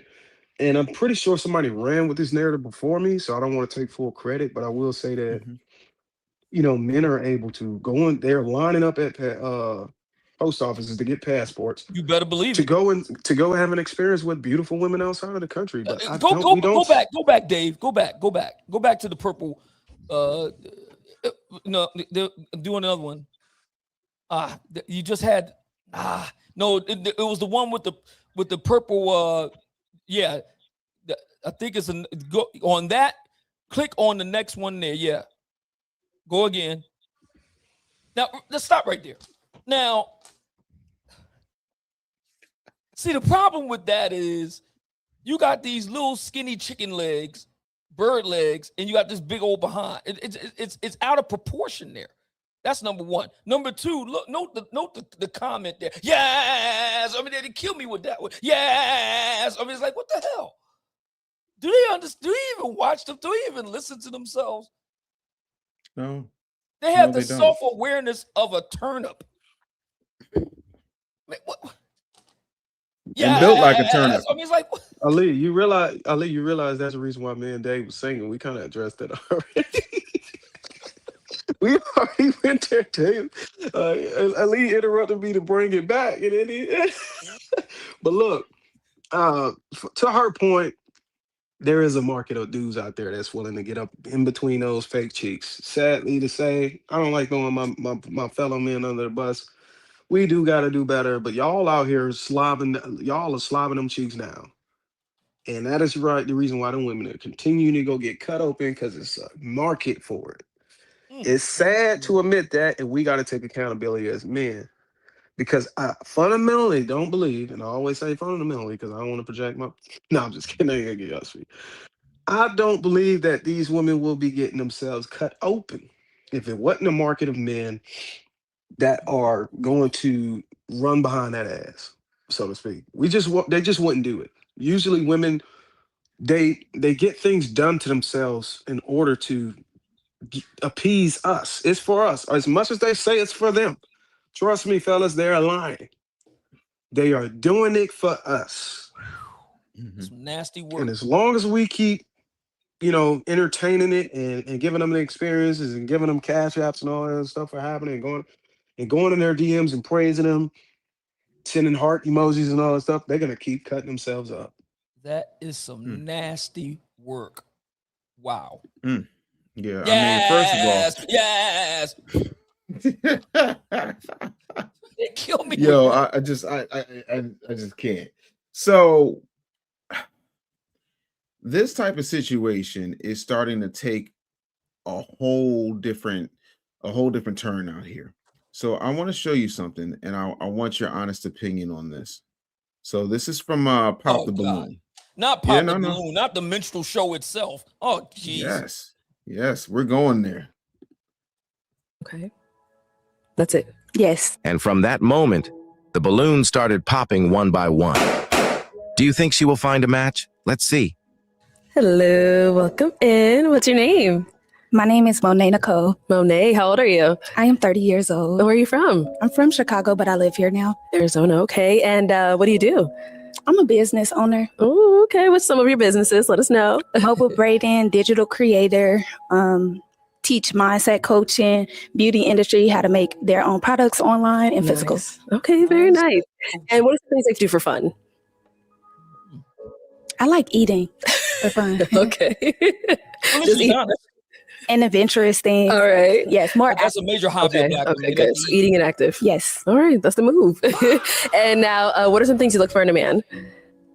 When it comes to a man, that's a good question. A provider. Okay. That's it. Yes, a provider. Yes. Okay. Okay. In what ways? And stimulating my mind when it comes down to when I am stressed, when I am not feeling my best. Financially, definitely. Honestly, or that stability. ladies and gentlemen, do you honestly go back to go back to her? Do you really believe, gentlemen? Do you really think that this woman is reading the New York Times this morning? Do you really believe that she's going to crack open Barron's or Reuters or Bloomberg? Do you really think that she pays attention to the Wall Street Journal or Washington Post? Does she know what The Economist is? Stimulate my mind. Are you freaking kidding me? What does she need a provider for? She needs a provider so she can get something to eat. She already told you she like to eat. At least she's honest about that. Most black women, what is your favorite pastime? What do you like to do? I like to eat. Stimulate your mind, Craig. The hell? They kill me with that. Dave, they crack me up with that. Stimulate my mind. Says, stop it. Nobody. She want a weed head. She want a nigga with some weed. Of reading the New York Review of Books. Nobody's ever accused you of that. They never will accuse you of that. Never. Okay? Stop it. Darwin, did you say she want a nigga with some weed or a nigga with some weave? Weed. Stimulate your mind, Craig. With some 420. Yeah, with some 420. So she can get the munchies so she can go and eat. That's only about stimulation right there is the 420 stimulation. What the hell are you talking about here? They kill me with basically that. My mind. She wants a court gesture, but let's continue on. This is hilarious. Okay. In what ways? And stimulating my mind when it comes down to when I am stressed, when I am not feeling my best, financially, definitely. Okay. And just, or that stability. Okay. And what are some of your deal breakers? Deal breakers is just a man who's not. Deal breakers is a man who is not currently walking in his purpose. Okay. All right. We did get some pops. Let's go on there and see why they ended up popping. Let's start here. Your name and age, and why did you pop your balloon? My name's Joe Quan. I'm 34. You say Michelle Monet? Monet. You look beautiful. Thank you. Letter Blue Ensemble. Thank you. But just the fully leading with the I need a provider more so than I need a leader or I need. She looks like something out of a bad Buck Rogers TV show in the 80s. Remember Buck Rogers? How is Tweaky catching strays right now? Yeah, remember Buck. Not Buck Rogers. I think you're out of order, Obsidian. She looked like something. She looks like a Wilma Dearling reject right there. That's what she looks like. Damn, not Wilma Dearling. Damn, you taking it back. For those of you who don't remember, there was a TV show back in the 80s called Buck Rogers in 21st Century. You can look it up on YouTube. And the outfit that she's got on looks like a bad sci-fi, adventure. Logan's Run or something like that. What the hell? What are we doing here? Man, look, bro, I don't know why he's tripping about her wanting to lead with a provider. Have you seen some of the shit? Some of the stuff that women on this Pop Balloon show been asking for? They've been asking for to be tall and all this other stuff. They just want somebody to be a provider, and on his purpose. I don't know how men are you see what I'm saying, Dave? We got a different breed of men. 100%. We're talking about completely fundamental things that masculinity teaches men to have to be on his purpose, to be a provider and protector. And he don't want a woman requesting that? Damn. I mean, but look at him. He's literally wearing a red jacket with zebra trim. With zebra stripes. The name Jaquan. My name is Jaquarius, or whatever the hell his name is. Listen. Anytime it starts with Ja or ends with Quan or Ririus, Mark, Ja, anything with a Ja and apostrophe, you automatically know the IQ is limited. That's why there's a lot of power in naming things. That's why in the book of Genesis, there's a whole chapter about Adam naming the fowl of the air and the beasts of the field. This is why when you name somebody something moist, like Jaquarius or whatever the hell it is, you're going to get this tangy, moist, emotional, simp-ass type of Negro. Respectfully, of course. But I agree with you, Dave. I don't think if you're going to be made Jaquarius or anything, you got to at least be running a 4.2 or some shit. I mean, something you gonna need a jersey. You're gonna need at least to make the McDonald's All-American team. Like, and the whole thing about the height, because I have seen some of these Pop the Balloon clips. The problem I have with these ladies is they're pint-sized. These are women that are themselves barely 5'2", talking about they need a man that's 6 foot. Sis, you're barely 5'2", okay? You're just above R2D2. Why do you need a man that's 6'3"? You need to get you a brother that's 5'6" and call it a day. I don't know about that one, Ali. I don't know if I can rock with you on that. You said two catches straight. Yo, really? You got these women that's like barely 5 foot and talking about they need a tall man. No, you don't. You need to get you a Kevin Hart and call it a day. Stop it. I don't know, man. I think hypergamy, and I'm not even going to use hypergamy. I think women naturally just want a man that's better than them in everything. Better in height, better in money, better in whatever, smarter, whatever. They want a man that's better than them. And height just happened to be one of the things. They are better than them. They're about 4 inches taller than you and ain't crazy enough to go on Pop the Balloon talking crazy stuff. Go get him and be quiet. Sit down somewhere and be quiet. Yeah. We need to tell more black women that, by the way. You're always trying to humble us. You goddamn right, because you're always going on these shows saying this crazy stuff, going on Kendra G, Pop the Balloon, saying nonsensical crazy stuff. Go and sit down and be quiet. Tell more women to be quiet. Go sit down and be quiet. You need That's why I am my next child I'm planning for is going to be a daughter. We're going to start planning for that next year. And once I've raised her in a way, I can be able to use, what the product, I'm not gonna say product, what I produce as a woman as a way to justify some of the standards I want to push on other women. Because I think whenever we don't have daughters or wives and stuff, it's kind of hard for the women to see a representation of integrity. You know what I mean? Like, okay, do you have a woman? Do you have a daughter? Okay, what does your daughter look like? Is she doing the things that you're saying that we should be doing? So that's another thing that I want to accomplish. I just want to, it's not just to add it so I can talk about it, but I really want to expand my family. But I think that it comes with a perk when you're able to produce a daughter that's doing well. She's married, she's got her shit together. And it's really nothing these women could say to you. Like, what does your daughter look like? It used to be, Chris Rock used to say that, number one job as a father of a girl in Black America, as a black keep your daughter off the pole. Girl, keep her off the pole. Today is to keep her off that goddamn pop the balloon. Keep her off Pop the Balloon. Okay? I tell people all the time, as a father of daughters, there's two places that your daughter's going to end up. She's either going to end up on the pole or she's going to end up on the couch. I'm always aiming for the couch, and by couch I mean therapist, not the casting couch. Ain't gonna be no casting couch. Like, no, you know what I'm saying? But again, Going to see Dr. Melfi, huh? Let me tell you something. I would rather be. I tell people all the time, in my house, I'm Batman. I'm whoever Gotham need to be, and Gotham is my family. So if I got to be the bad guy, I'm the bad guy. If I got to be vengeance, I will be vengeance. Whoever I have to be in order to get my family to where they need to be, I will be that. And you can work it out with your therapist later. But you know what you won't do? You ain't gonna be no failure wearing my last name. That's it. My girls know what time it is. Period. Point blank. But I want to get back to Jaquan or whatever the hell his name is. Care for me, a person of empathy, and so many other things. I think that should be a prerequisite prior. Gentlemen, said the night wind to the little lamb. Do you see what I see? I'm not getting, respectfully, I'm not getting masculine energy. I'm How hearing a masculine lot. can it be when your name is Jaquan?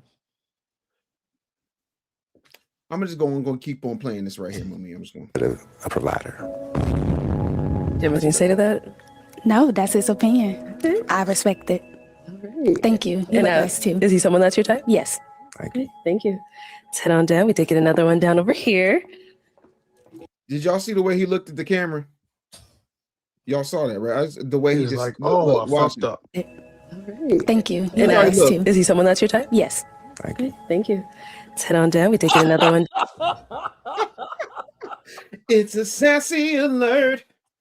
Down over here. And his name sounds like a All right, your name and his name sounds like a cheap cologne, you know, Jaquan Musk for men, you know, that sort of thing.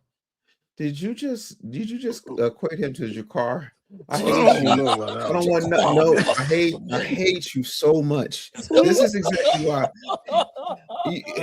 Bruh, this brother's like, I can't even believe I signed up for this show. He's like, what Hey, am look, I Dave, thinking? I hate to Yeah. interrupt with this, but the way you running this Miz table, I think hopefully ask a brother can watch it, but the freedom, you know what I'm saying, to just be able to flow with the conversation like that without just having to pigeonhole like person per person. And I love it. I mean, it's just a new energy. You know, we're laughing. No, we having a we're joke. we're No having a shade to no conversation. shade. Listen, no shade to Jeff. Don't go running talking about man. Darwin's no, I'm just saying, like, I think this is the way, bro. This is actually fun. Oh yeah, because we want to be able to converse. Because I mean, when we're on the road, that's exactly how it's going to be. But you know, sometimes you got to stop with the agendas, and you just got to let the whole situation flow. But I want to know what this brother is thinking right here. Because anyway, age and why did you pop your balloon? Emmanuel 36, and I just popped my balloon. The nerve of him. Darwin, I give you acid wash. Yeah, I ain't even heard what he had to say. Acid wash in 2026. That's a blast from the past. That's like acid wash was like the 90s. That's very 90s. Obsidian, I ain't seen acid wash since I was matriculated in the Ada Lewis Middle School. Wow. So you're looking at talking about going back to the 80s. My God. 89, homie. 89. I don't even know, like, 1989. The number. What'd you say, Can Darwin? can you have this much contrast in your silhouette? Like being so That's not dark the and then it ensemble I jumping put to together. white. Imagine if that was yellow, like fluorescent. Sir, I mean, it's already an eyesore. Yeah. And then he got the glasses from the Israeli kiosk at the mall.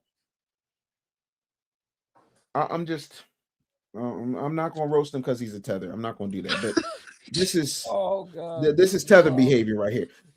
Darwin, right now, if your life depended on it, would you be able to pull a pair of acid wash jeans that belong to you out of your closet right now? No, sir. I don't even think I own any acid wash jeans. Of course you don't. You're a man. No. Let's hear his logic as to why he popped this balloon. Because I'm not what you're looking for, sweetheart. What do you mean by that? The things that she said she was looking for in a man, like I'm willing to be that, but a provider first, you know, it's much more to being a man than just a provider, you know? Okay. So, but I rock with it, you know, you go for what you want. I respect it. All right. And now is he someone that's your type? He's nice looking. Okay. Cool. Thank you. No, she didn't answer the question. You see how she just see? That's what they do. They deflect. He's nice looking. He's nice looking. He's nice looking What- that way. what- She's not. Oh, she ain't here for this, What a dumpster fire. bro. This You know is what? this is the problem. Dave, Go ahead. Dave, Yeah. it disappoints me to hear so many men disqualifying her because she simply want a provider. And if you ask these questions, would they tell their daughters to marry a man they have to help financially support? I guarantee you, all of them will say no. No, I'm gonna tell you as a father who has a daughter who's damn near 30. I'm gonna be very honest with you. When my daughter started, I would say around the age of 14, at least twice a month, I would take her out on dates. And I would take her to very nice restaurants. I would take her to very nice places for two reasons. Number one, I wanted her to understand what the environment was, you know, and number two, I never wanted finances to be the reason why she would make a choice as to what, you know, she would look for in a dude. So if you trying to take her to a fancy restaurant, she's been to every fancy restaurant in Philadelphia. You trying to take her on a trip, she done been everywhere. Costa Rica, Puerto Rico, any Rica, she done been to. So trips and flued out, all that's off the table. You're going to have to come with something better. However, you can't be no slouch because you know good and hell well what the rules are. You have to come see me. If this dude wants to see my child, he's going to have to come across my threshold and we're going to have ourselves a nice conversation. I set a standard. That is why having a father in the home is important. And why in the world would you be on Pop the Balloon watching Smurfs turn you down? This man is a Smurf who looked like he got in a fight with Wolverine and a bottle of bleach from the waist down. He looked darker than Ricky off of He said Boys he in the was Hood. darker than Ricky. Ricky on Boys in the Hood was dark as fuck.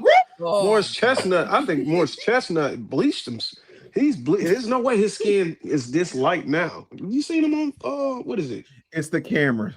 It's definitely the camera, bro. It's the quality It of was the cameras hot. in the late 80s. That film was in the summertime whenever he got the tan. I don't know what Ricky was black. He said Ricky was the inside of eggplant black. Oh Lord Jesus, I can't. Let's rock and roll and hear what this young man has to say. Thank Appreciate you. Let's go here. Your name and age and why did you pop your balloon? Pop Shakur 30. I think she's very beautiful. I'm sorry. What was his name? His name is Sekou. What? His name is Sekou. Hold on. Goodness. Nah, you heard something I ain't heard. He said some other shit. Let me. All right. And now is he someone that's your type? He's nice looking. Okay. Yes, the stutter step kills. He. Thank you. Appreciate it. Let's go here. Your name and age and why did you pop your balloon? Pop Shakur 30. I think. Pop Shakur. The Mandingo warrior. I am Pop Shakur. I have glasses under my chin. Is he wearing his hat like that purposely? You know, Tethers don't know nothing about fashion. First of all, he got one of the Michael Jackson "Your Butt Is Mine" Beat It Billie Jean bad chains. Yeah, like I'm a cowrie shell and Africa medallion. I bet you this T-shirt is from a Jamaican festival. He African. I'm sure this whole thing.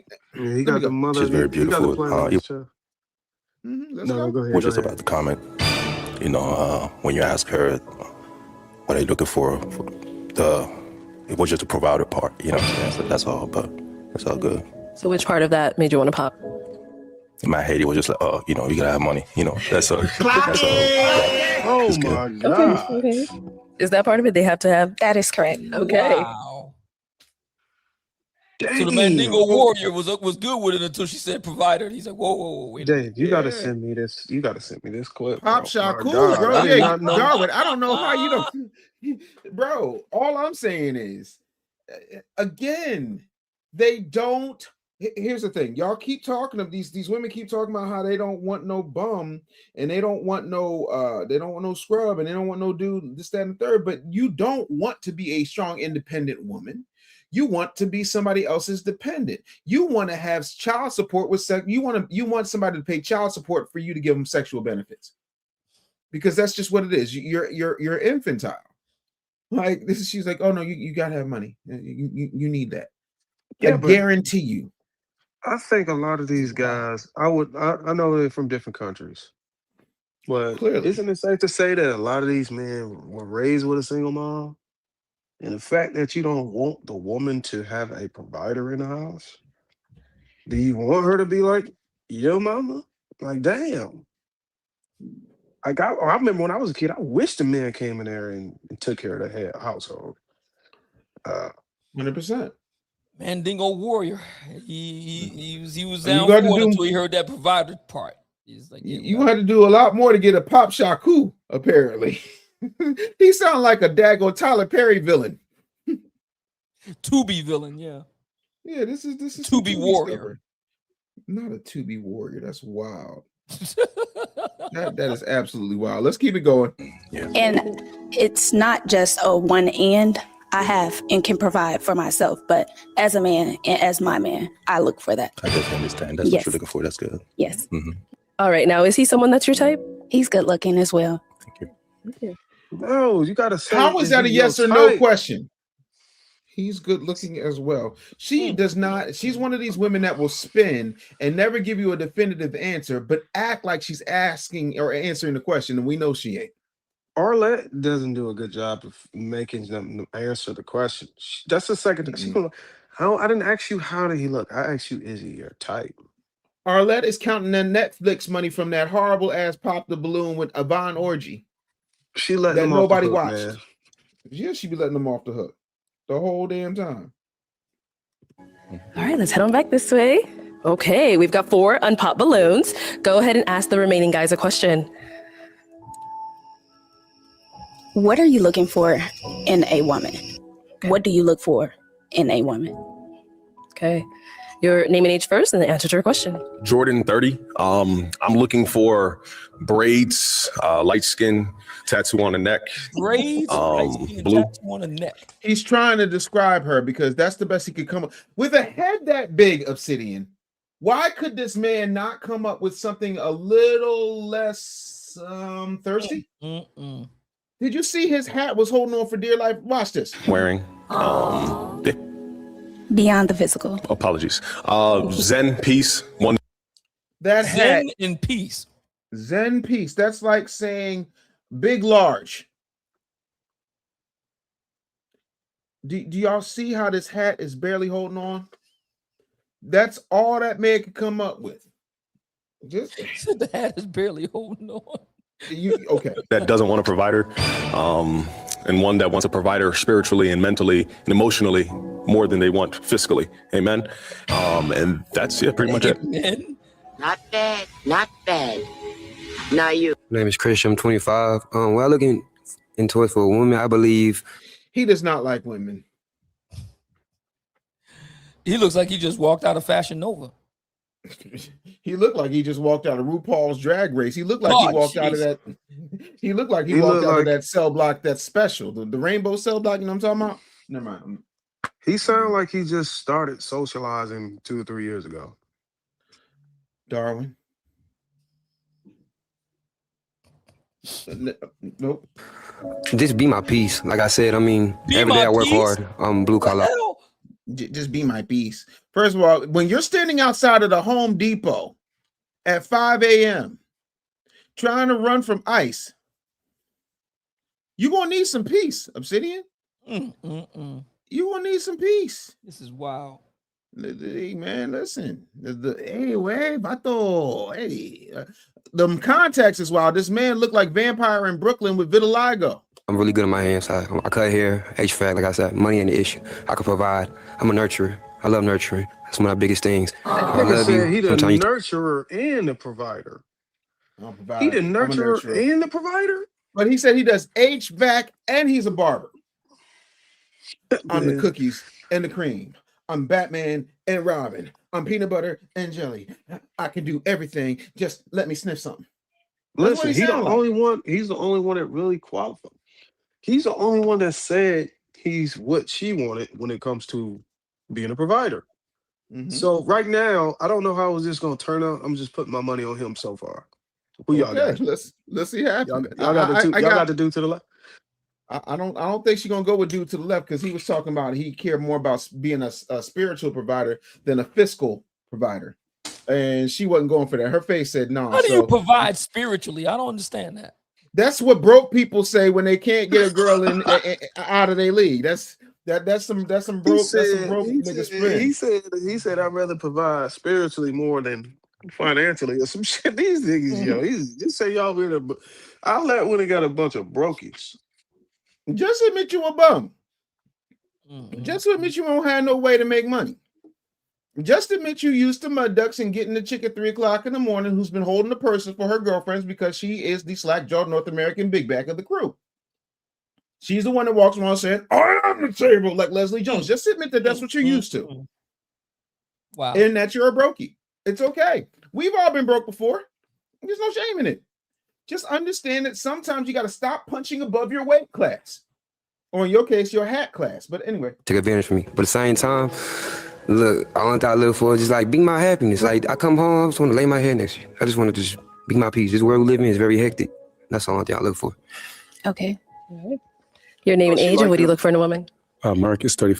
I'm sorry, why is this man looking like he's trying to play Shabba Ranks? I was thinking more like Tony. Don't do that. Don't you do that to them Wiggins boys. They've been through enough. Don't do that. It looked like a tall ass beetle pimp. I hate you so much. You know what he looks like? He looked like at any minute he gonna break out and go, she drives me crazy. Yeah, with the outfit in there. Damn sure do. That's 90s all day right there. Listen, I heard Fine that Young song Cannibals. whenever, when they going through the commercial brochure of all the tracks. That one come up in the line. Like no one else. For myself, I see myself a partnership with someone that's aligned with having a God-fearing heart. Definitely, I bring a lot to the table, and so I think it's important that my partner has a very ambitious energy, and then as well as knows how to carry herself, in certain situations and around certain people, not insecure, just really that power couple. I think there's a lot of good role models. Lord Jesus, I hate podcast mic buzzwords like power couple. All right, Dave, I officially changed my pick to him. I'm just the genetic lottery and height. Okay. And I think he's gonna get her, bro. He's the dark, no homo. He's the tall, dark chocolate. She's it's between him and the short dude with the tattoos, the thug. They like the bad boys, but the height, bro. And he looked like he fit. I don't know, man. I think he got it. So you're changing your vote? You think that's your front runner right there? Okay. That's my front runner, G. Out there, and I also would say somebody that's a light to the world. I'm big into serving and giving, so like a lot of things I do in the community of Scottsdale, Phoenix, charity work, and so I see myself with somebody that's going to be. Yeah, he hit her heart with that. He just paired. He hit her heart with that. Oh my God! This man is a stage 5 panderer because he's acting like he's shy. This whole thing is Uta Hagen level method acting. This man is doing right now. The pauses, the leg moving in one particular direction. He do work in the community. I do work in the community in Phoenix area, and I just want to be. I want a woman who's going to be the light of the world. Like you sound like you're reading from a Stevie Wonder jacket, sir. But let's go. Align with that. Like waking up every day, serving, giving. What does that look like? Serving is selfless acts, right? Like putting yourself last and getting out in the field and just making a difference. And it starts with the youth, with that mental mindset, which is like the target of with that mental mindset. Oh, he laying it on thick. That don't even make no sense. She coaches mental mindsets, so that might be her guy. I'm telling you, Darwin might be on it. I'm telling you, he mind fucking her right now. He hitting her with the hard body mind fuck. He going in. He's stroking her brain. He's stroking the wrinkles off of that brain. Phil, and then giving, I do believe the more you give, the more you receive. And so I'm really big into giving too as well. So yeah, it's cool. Your name and age, and what do you look for in a woman? Marcus, 26, and I look for somebody basking in their femininity. I don't really know how to pronounce that word. Oh, you fucked up with that one. Are you kidding me? With their feminine. I don't know how to somebody basking in femininity, and he don't even know what Marcus, the word 26, is. and I look for somebody basking in their femininity. I don't really know how to pronounce that word. I don't want to sound bad. Somebody told him to say that. Basking in their femininity. Somebody coached Akon Jr. to say that, but why is he wearing? Like she's sitting in a vat of turkey drippings or something. Why in the world is he wearing my grandmother's drapes as a jacket?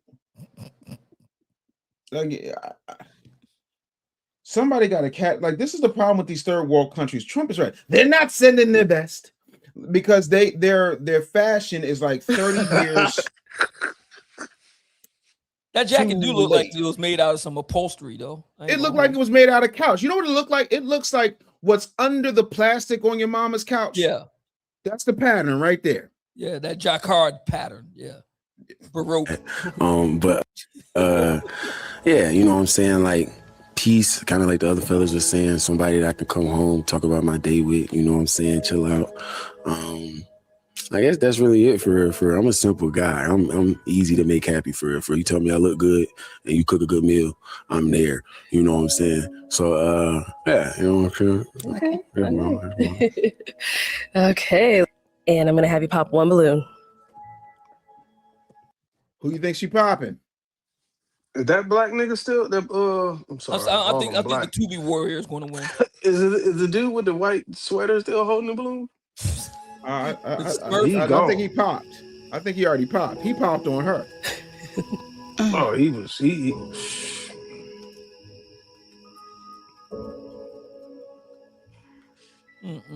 Arlette got the music playing. This is wow. Oh Lord. Oh! All right. So why was your balloon unpopped? I mean, she's beautiful. Like I say, I'm not her type. Second. Yeah, no, you. I'm telling you, the 2B Warrior is going to win. Y'all money's on the 2B Warrior. Tall nigga is finna win that shit. Tall nigga's definitely going to win. But the other dude that's tall, you know, he a front runner too. But the dude in the white, yeah, no, Shaba going to take. He put the game on that bitch. Go ahead. Shaba was like, yeah, we're gonna be outside with the youth and the young people, and I believe the children are the future. And if you just hold me right now, I know you was out that other fella, but I just didn't care. You don't know how much I love you, do you? If we come to the end of the road, we're not gonna let the water run dry. You're just reading Boys to Men lyrics. It's over with. And he's all about to pop it. From the beginning, you said provider, because you should have rephrased it. I mean, you're a beautiful woman. You're gonna get provided. You're gonna get taken care of. That's not an issue. But like one of you fellas said, that comes with it. It's more than a man than just providing. But like I said, I want to see what you said. I want to see what your mind made of. Yeah, you really say a lot, so you really stuck on what you said. So yeah, I understand. Respect. And why'd you end up popping his balloon? I popped it. I believe you're 26. 25, 25. Baby. Yes, that's the only reason I popped. Yeah, I thought the same thing too. I'm like, but you never know. Yes, other than that, you look really nice. All right, thank you. No problem. That's her line for everybody. Everybody looks really nice. Everybody's nice looking. She sound like Dr. He's really nice. Very nice looking. Not committing to nothing. Yeah. All right. 3 unpop balloons now. Go ahead and ask the remaining men another question.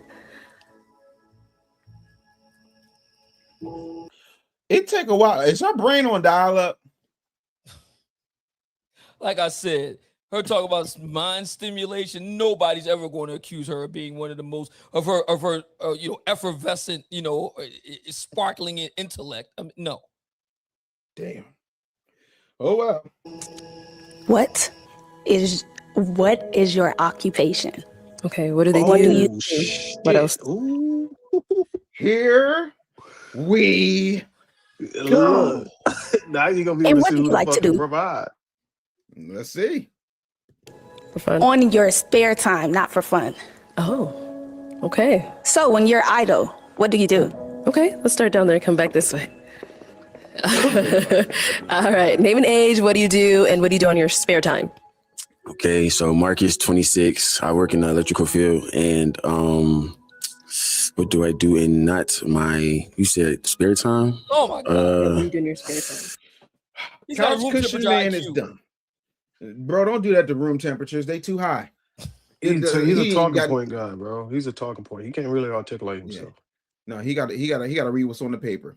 She said not for fun. Not for fun. Be a dad. I just got into reading, so Oh, you got a I've been kid? trying to read a lot. I just got into reading. Got into reading. He said, At "Be a dad," 26 and then he years old, he said, just "I started just got reading. into." She about to pop him in literally Pop him right 2.3 now. seconds. Wow, He has a kid? I've been posting my. You said spare time. Watch Darwin. She said not for fun. Not for fun. Be a dad. You caught it that time, Darwin? Yeah, he's a dad. Boy, that is a At 26. severe red flag. Bro. They said not for fun. Nigga, it's Not for fun. Oh, What's not fun about your kids? Wait. Listen, You I get doing it it ain't fun, but damn, you can't really be that honest with a woman. No, sir. Like listen, it's sometimes like I might stay in the car extra 3 minutes before I walk in because sometimes you need a second for the kids to jump on you. But I'm not going just. But again, he just, never mind. I just got into reading, so I've been trying. Obsidian. Just got into reading at 26. Well, since he just got into reading, might I suggest the Real Black Agenda available right now? I promise you, it's not above a 5th grade level. I don't have no 3-syllable words in here. Well, okay, I got some 3-syllable. I don't have no 5-syllable words in here. There's nothing exorbitant or exacerbate. Nothing like that. There's not no 4. Not just. Since he just got into reading, I don't want to take him too far, but okay. Trying to read a lot.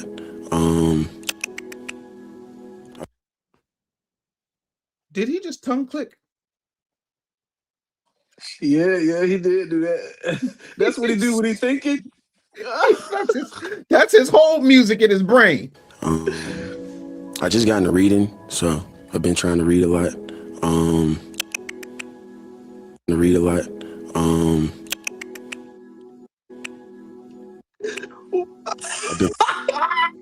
I've been posting on to read a lot. I've been posting on TikTok. I've been posting on TikTok. I post on TikTok a lot. I'm trying to get my following up. Like I said, I'm a chill guy. I don't really be doing too much. I work, you know what I'm saying, take care of my daughter and then go home. Chill guy. Yes, ma'am. Name and age. What do you Listen, do? hold on real quick. Somebody said that's what you do when you lie. Let me see what else I can come up with.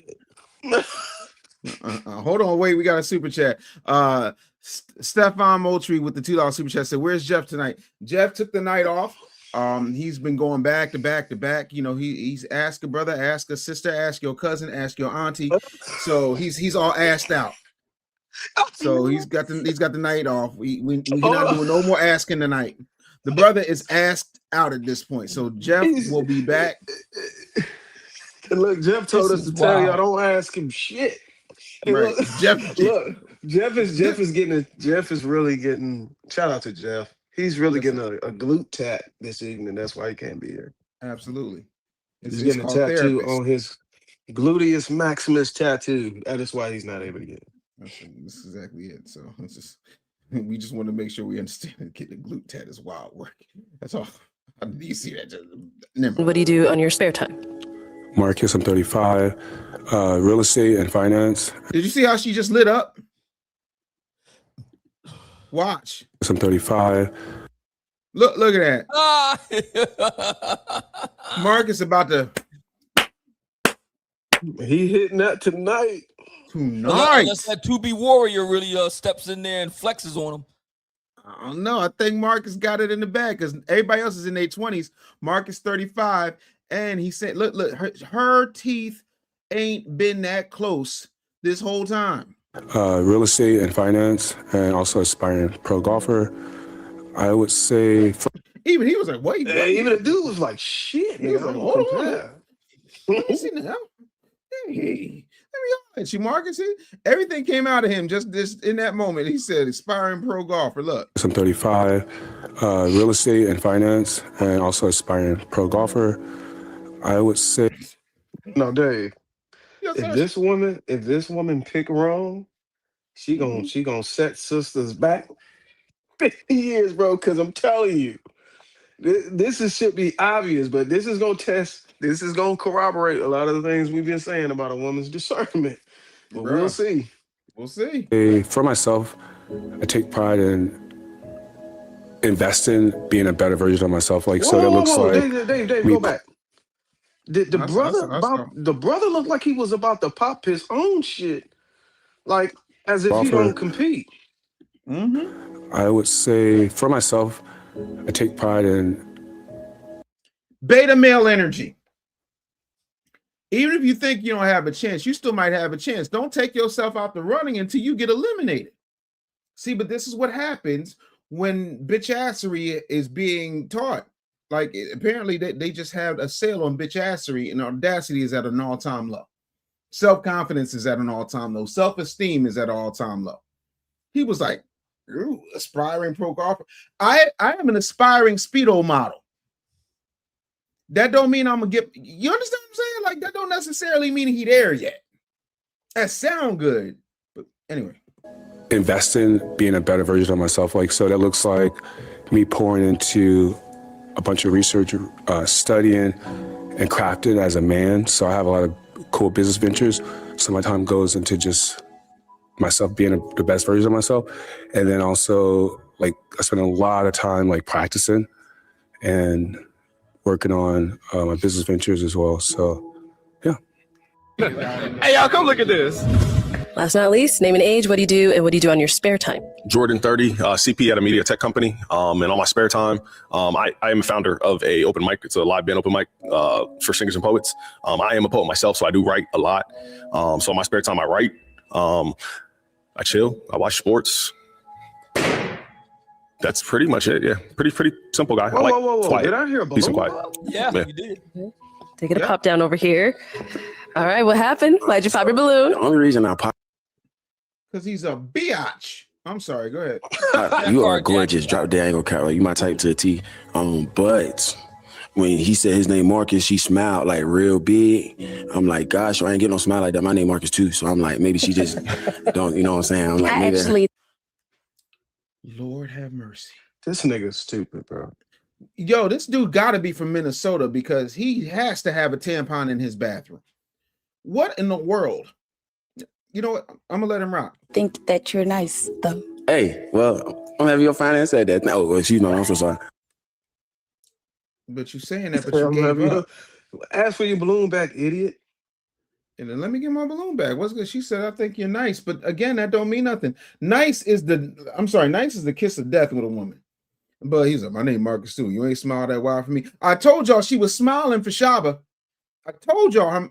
Never mind. My bad. I'm happy that you said that. Thank you. You know what I'm saying? I know I popped already, so you know what I'm saying? It's probably too late, but yeah. It's not too late. Oh! Wait a minute. Fellas.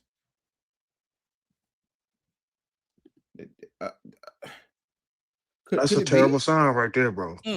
She said it's not too late. I'm telling you, Dave, I got it wrong and that's just why I said we're gonna see if a woman is able to use her discernment and just make the easy selection. And You right there.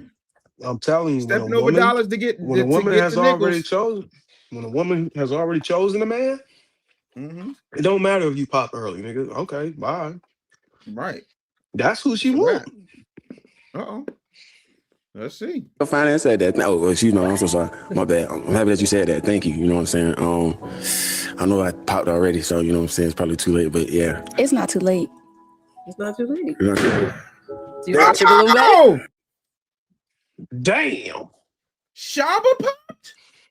Yeah, it's over with. He know what we know. Mm-hmm. Yeah, she ain't got no good discernment. Let's keep going.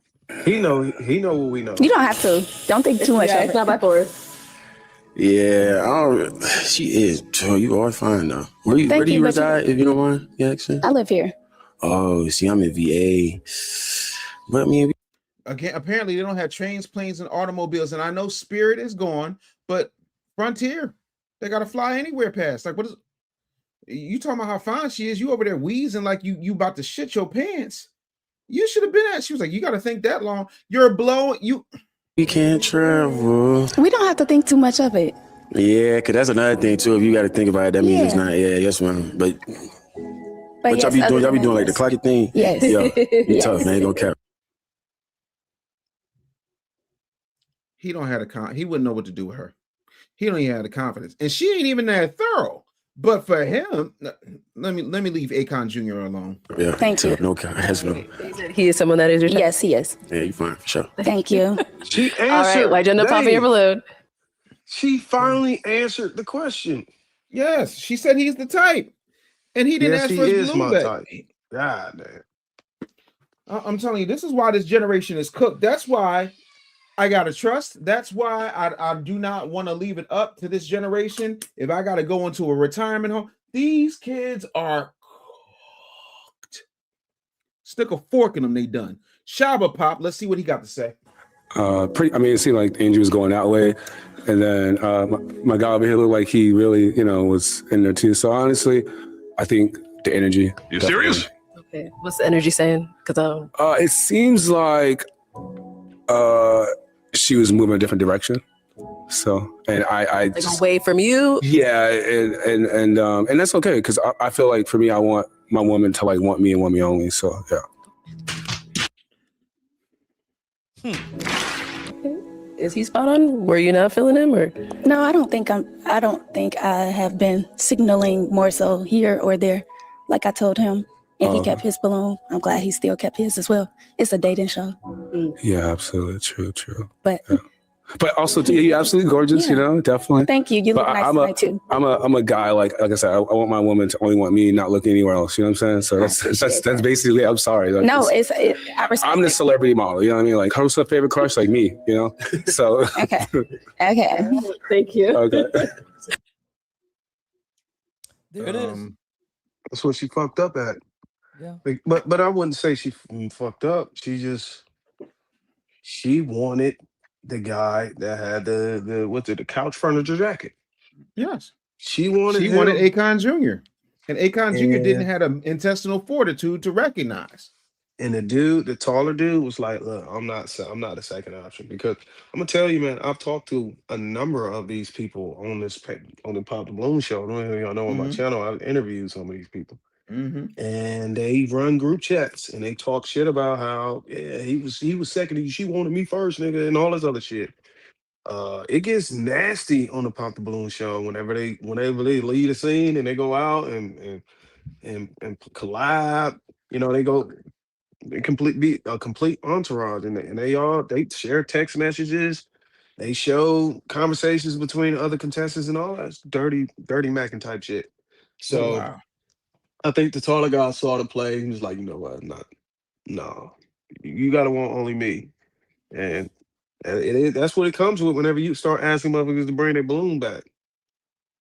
Well, here we go. All right, so we still got an unpop balloon over here. Yeah. Now, is he someone that's your type? Yes. He is. Okay. Cool. Nice. You guys have any questions? I know she has one question. I have questions for her for sure. So minus the fixation of provider, right? Let's get that out of the way, right? Okay. Who are you when nobody's around? Like, who are you? Like, what do you do for fun? Okay. What do you do when you're mad? What do you do when you're happy? Take me through that, please. Okay. Take me through that. Okay. So you just asked like 3 questions. Please answer them all, please. Okay. Thank Can you repeat one by one and I answer? Of course. Just take me through your life. Like, what do you do for fun? Like when nobody's around? Kind of just take me through that. When no one's around, what do I do for fun? Because I'm an entrepreneur, my fun is going to coffee shops, going to happy hours, dining in, and I do this alone.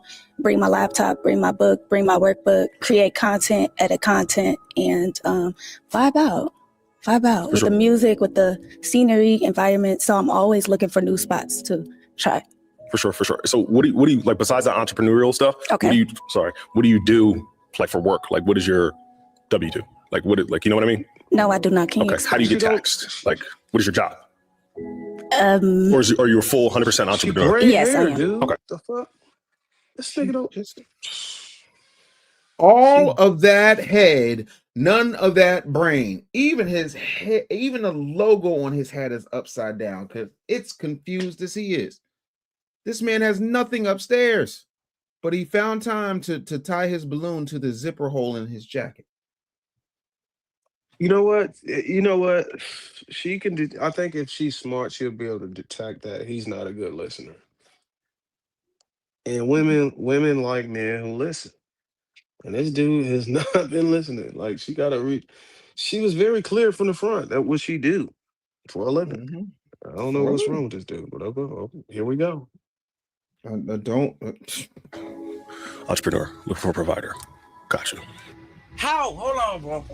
Entrepreneur looking for a provider. Entrepreneur of 10 years now. Talk your talk. 10 years. You better talk. 2016 is the new 2026. That's a 10 fact. years. That's a fact. I did the math. That's a fact. Okay, so how would your friends describe you?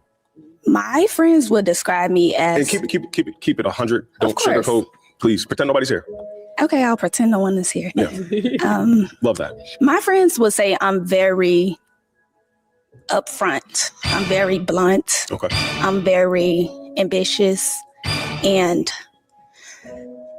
I would say more of a challenge to our friendship in a way of I never want to see them down and I'm always uplifting them. So Understood. Do you have kids? I do. How many? One. Excellent. Okay. You're gorgeous. Thank you. Nigga, that should have been That is a deal breaker, unfortunately. That's what I'm saying. I don't understand these goofy ass.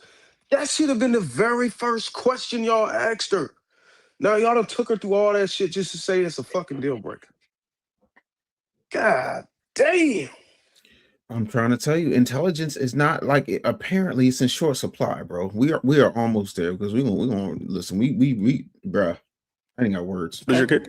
She will be 7 in March. 7. Okay. Yeah, it's a deal breaker. And I do apologize. But No, don't apologize. This nigga apologize for having standards. But you are gorgeous. I do appreciate learning more about you. Because on the front end, it was a little skeptical, but that's why I kept my balloon. But I don't want to make the loud noise, but I'm going to have to pop. Yes. Yeah. Thank Pleasure you. meeting you, though. Pleasure meeting you. Is it Marcus? No, unfortunately not. No. What's your name? It's okay. Oh. It's Jordan, though. Oh, Nice to meet you. Jordan. Damn, she called him the name of the nigga she like. Right. Because the name of the nigga she like is 2 niggas on there whose name is Marcus, but she like Couch Marcus. All right. Thank you. I thought he said, did you? The 2 Marcuses are over there. Oh, so who is the other Mark? Those 2. Oh, and you're Marcus. Oh, okay. All right. The crazy part is, every single man wanted her at first. But the moment she said she wants a provider, everything changed. Some men felt pressured. Some felt judged. Some felt like she was too entitled. So let's be real. If a man says he wants peace, loyalty, beauty, and respect, that's standards.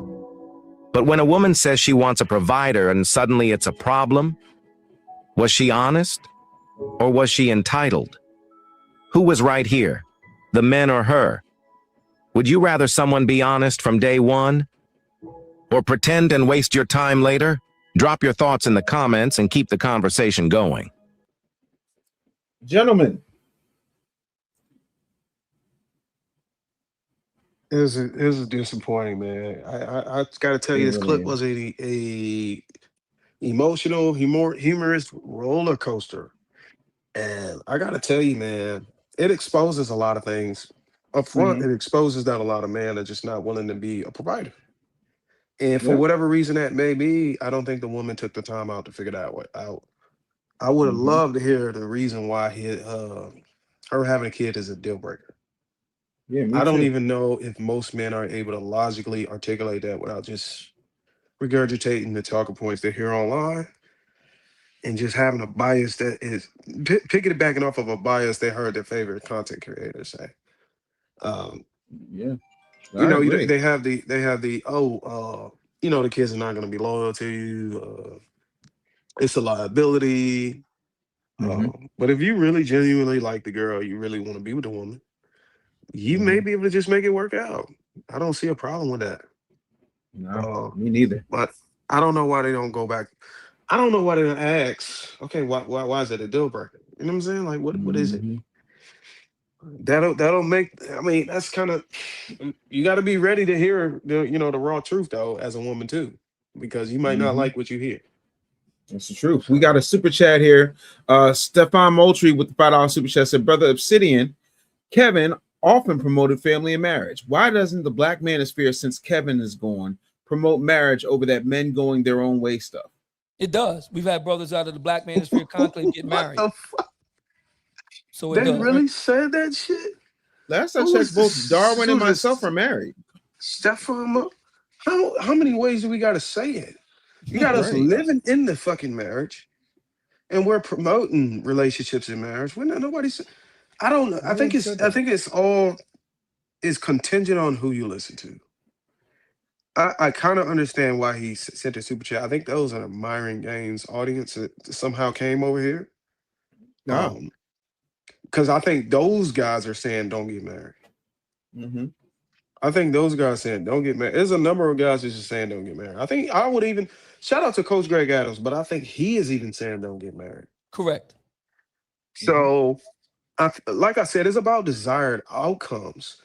Listen, whenever you hear somebody talk about not getting married, you have to look at the context and why they're saying that.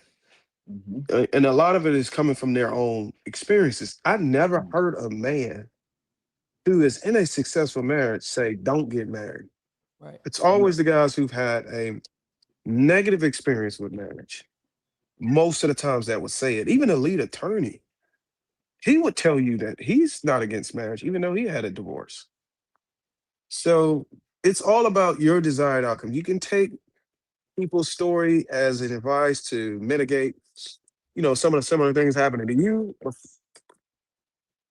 But for the most part, you have to look at what do you want and what is the degree of difficulty of obtaining that outcome. How do you decrease the likelihood of some pattern repeating that you've seen happen to other men? How do you decrease the likelihood of that happening? And go for it. Go for it. Put as much effort into as you can going at the outcome, and don't look back. Yeah. Well, I'm telling you, About it's right. That sounds about right. Yeah. No, I just a lot of these cats just do not understand. The best thing you can have is a family. I think families are phenomenal. And if in fact you are a person who did not have a successful marriage for whatever reason, because let's keep it a buck, marriage is hard, relationships are hard, especially in today's world. That still doesn't mean that the family can't be strong, and we got to start realizing that prioritizing Black families is one of the most revolutionary acts you can have. But she went in there, and it was like the more she talked, the worse it got. But I'm with Darwin on this. Like, why in the world didn't anybody ask? And my question is not, do you have any kids? My question is, how many kids do you have? Because after a certain age, you got to expect that they're going to have at least one. Somebody done shot the club up. Somebody done shot the club up. It's either she had one kid or she had at least one AB. Listen, it's a lot of AB sitters out here. It's a lot of people got Michael Jordan level numbers, but you never know it because they didn't play the game in public. And to this marriage thing, man, it's just kind of disappointing for men to ask a question like that when we had the late Kevin Samuels pushing desired outcome. Ask it. Well, okay, do you want to be married? Okay, what do you want? What do you bring to the table? Somebody like that, a figure that blessed us with his time to put people in the same room, to make magic happen. To say that we're not pushing it, come on, man. We never went against none of the things he said. So I think what he's saying still stands today. So I don't see why guys got to question whatever the rhetoric or the narrative is. Just be careful listening to the guys that's saying don't get married and literally question them. Like, why not? And they'll tell you, I guarantee you, 9 times out of 10 it's going to be because of the jaded experience or because of negative experience they had. Right. You'll rarely hear them say, "I have a beautiful wife and 3 kids," but man, I don't think any man should get involved with the system. It just don't logically correlate. No, I think one of the things that people don't understand is that the power is not an individuality, which is why you see so many of these women never go by their last name. Like, what did she say her name was? What was her? Do you remember what her damn name was? It was something, but it didn't have a last name. Let me see. Hold on. Let's go here.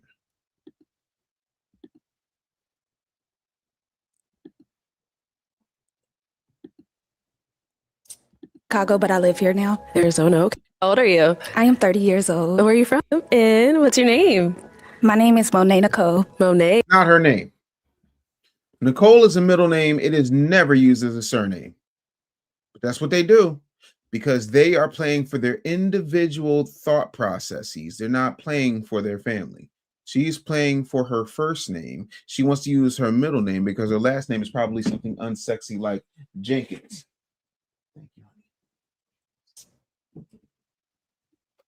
Period, point blank. Somebody send a super chat. I'm on my way over there. Hold on. Before you get to this, did Arlette ask her to tell us about yourself, or did she say, "What do you do"? I'm pretty sure she asked, "What do you do?" Let's see here. Popping one by one. Do you think she will find a match? Let's see. Hello, welcome in. What's your name? My name is Monet Nicole. Monet, how old are you? I am 30 years old. Where are you from? I'm from Chicago, but I live here now. Arizona, okay. And what do you do?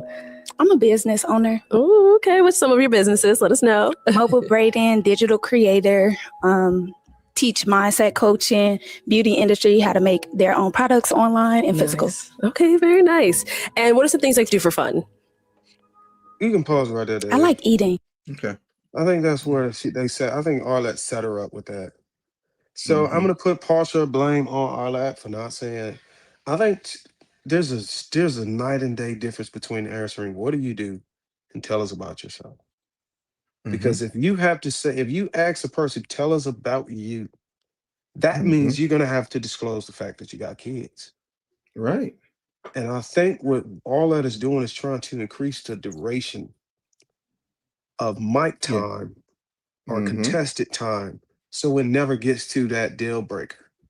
Because they're probably looking at the analytics and like, okay, and then they're popping as soon as they hear the word kids. So let's change from "Tell me about yourself" to "What do you do?"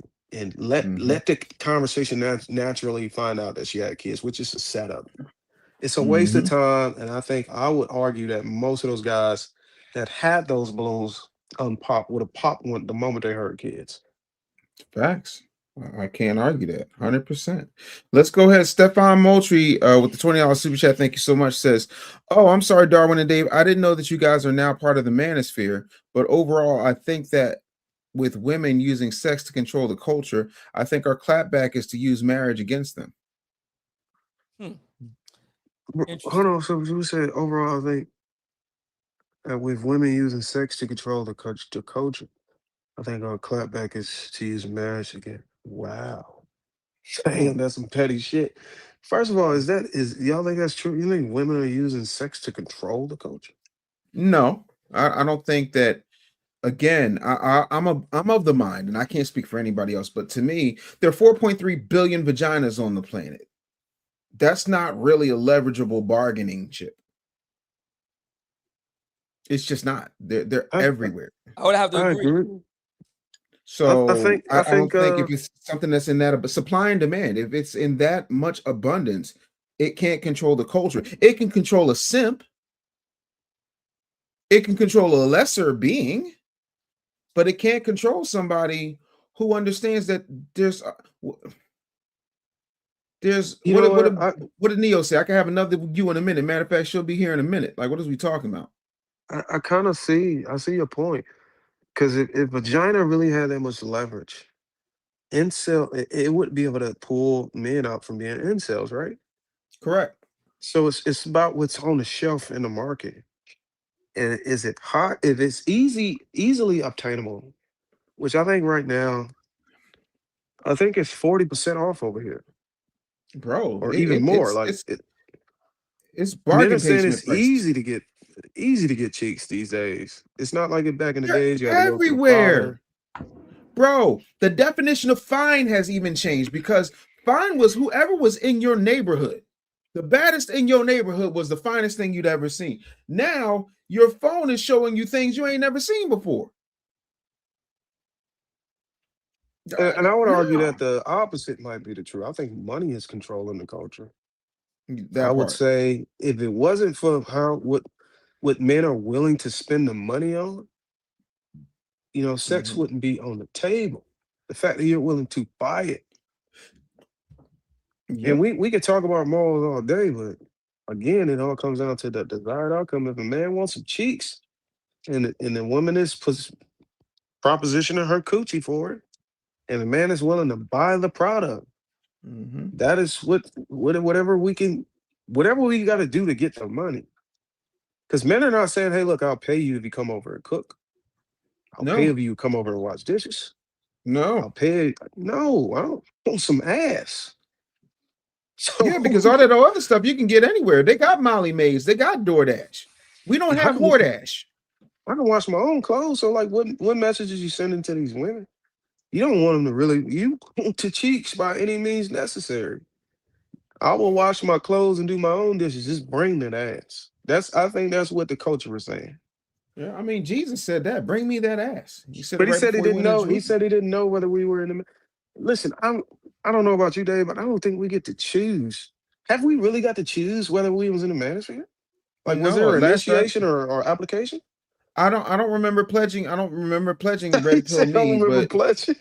but what I do know is that anytime that you say certain things, like I have a standard, there's certain things I don't believe in. I'm not going to do this, that, and the third. And you don't apologize for your masculinity. They automatically want to label you this, that, and third. I sat at literal, and I'm gonna tell you the moment I knew I was in the manosphere, whether I liked it or not. When I was in Atlanta and I was doing live with Carisha, and she started talking about how women are getting degrees and opening nonprofits and so on and so forth. And I said, well, if y'all so smart, y'all so educated, and you got all these degrees, clock it. Why is it that you let Pookie run up in you raw and make babies without a ring, without a commitment? And then from there, I literally flew from Atlanta. And then I went to I went home, and then I went to Tennessee. It was like I was home for 3 days, and then I went to Tennessee. And while I'm literally getting ready to go ziplining, MTR covered it, Poor Man's Podcast covered it. Next thing I know, it was like, yo, this dude talking like Kev. I'm like, yo, that's not you. You don't get to choose to be in the manosphere. The manosphere chooses you. Yes, if your perspective is a certain kind of way, you will either be associated with the manosphere, or you will be a panderer, or whatever it is. It depends on your perspective. Now, the Black Manosphere Conclave, that's a whole nother different thing. That's an actual organization, self-improvement, men's improvement, leveling up, and all those other things. 100%. The Manosphere and Black Manosphere Covenant, to me, is two different things. Manosphere, people get to put you in the category, associate you with red pill, whatever, MGTOW, whatever it is, pandering, blue pill, simps. People get to do that just based off of how they view you. You don't really get to choose that. Correct. But Black Manosphere Conclave, you got to meet a criteria. You got to appeal to the guys that have proven themselves to be 100%. worthy of associating themselves with that kind of group. And then you get selected to be in that. The manosphere is just a space where men come to talk about issues. And I'm not going to say there's anything negative about it. Of course, you have your bad apples in there as well. And again, it's up to you guys to be able to use your own discernment to listen, intuitively and carefully, and digest whatever it is that is going to match with the outcomes that you want in life. Yeah, gentlemen, it's after 11 o'clock. I gotta take My it man down. said he got to get up out of here. Boy, Yeah. Listen, y'all know when the quarter zip is down, Mumia is about to hit the ground running. He ain't got time for this. So before we get out of here, gentlemen, Before we get out of here, gentlemen, I want everybody to just take a minute, let folks know what they got going on. Obsidian, I give you the floor. Of course, the book about city, the Gospel of Saint Kevin Samuel, still got some copies left. 100 signed, 75 unsigned. To my Cash App, $ Obsidian Radio. You can grab that. Also, the Black Manosphere Conclave going down September 11th through the 13th this year in Vegas. For tickets and info, head on over to the website, blackmanosphere.com. That's about it. Yes, sir. Darwin, what you got, homie? Man, looking forward to the Manosphere Conclave. Other than that, just trying to get my body transformed, trying to build myself up. I do have a few projects, business projects that I want to unleash. Of course, I got a podcast that I'm going to be working on launching with my spouse, my wife. I don't want to get too many details because some of this stuff is in the works. It changes frequently, so I don't want to say something that's not going to be relevant at a later date. Other than that, man, check me out on Instagram and TikTok. My YouTube channel is still in the pill status. I've been fighting to try to get it back. It's really sad that had to happen to me. But I don't get fixated on that because although that was a very strong financial tool for me, it wasn't something that I largely relied on to stabilize the lifestyle I had. Luckily, I was financially literate enough and smart enough to be able to build something outside of YouTube to where I could stabilize myself and my family without having to rely on YouTube. And I highly recommend that if you're going to get into content creation, that you don't make the mistake of, like a lot of these creators, I know some of them become a full-time creator and financially rely on that. You never know when they're going to pull the rug from under your feet. You have to, and I think Business Bully always teaches this: to have assets, have wealth-generated assets, and as many as you can, man, so that you don't put. What do you say? Put all your eggs in one basket. Don't do that. No, But sir. yeah, that's all I got. And I appreciate everybody who pulled up. Appreciate the super chats from here. Shout out to Jeff. We wish him a recovery from the glute tattoo, and that's all I got. Diabolical. Of course, y'all already know the Real Black Agenda is available right now in fine bookstores absolutely everywhere, online, audiobook, all that good stuff, Amazon, but I prefer you get it from the realblackagenda.com and I will sign it and ship it out to you. Also, DAMN, Dave Anderson Morning News, going weekdays 10 a.m. to noon. It is absolutely amazing to be at almost 30,000 subscribers in less than 10 weeks. I'm super thrilled and super honored that you guys like what we're doing here. We're building a very fun community. And tomorrow I'm going to get up and I'm going to talk my ish. And before we get out of here, I want to thank everybody who gave super chat. Shout out to Jeff.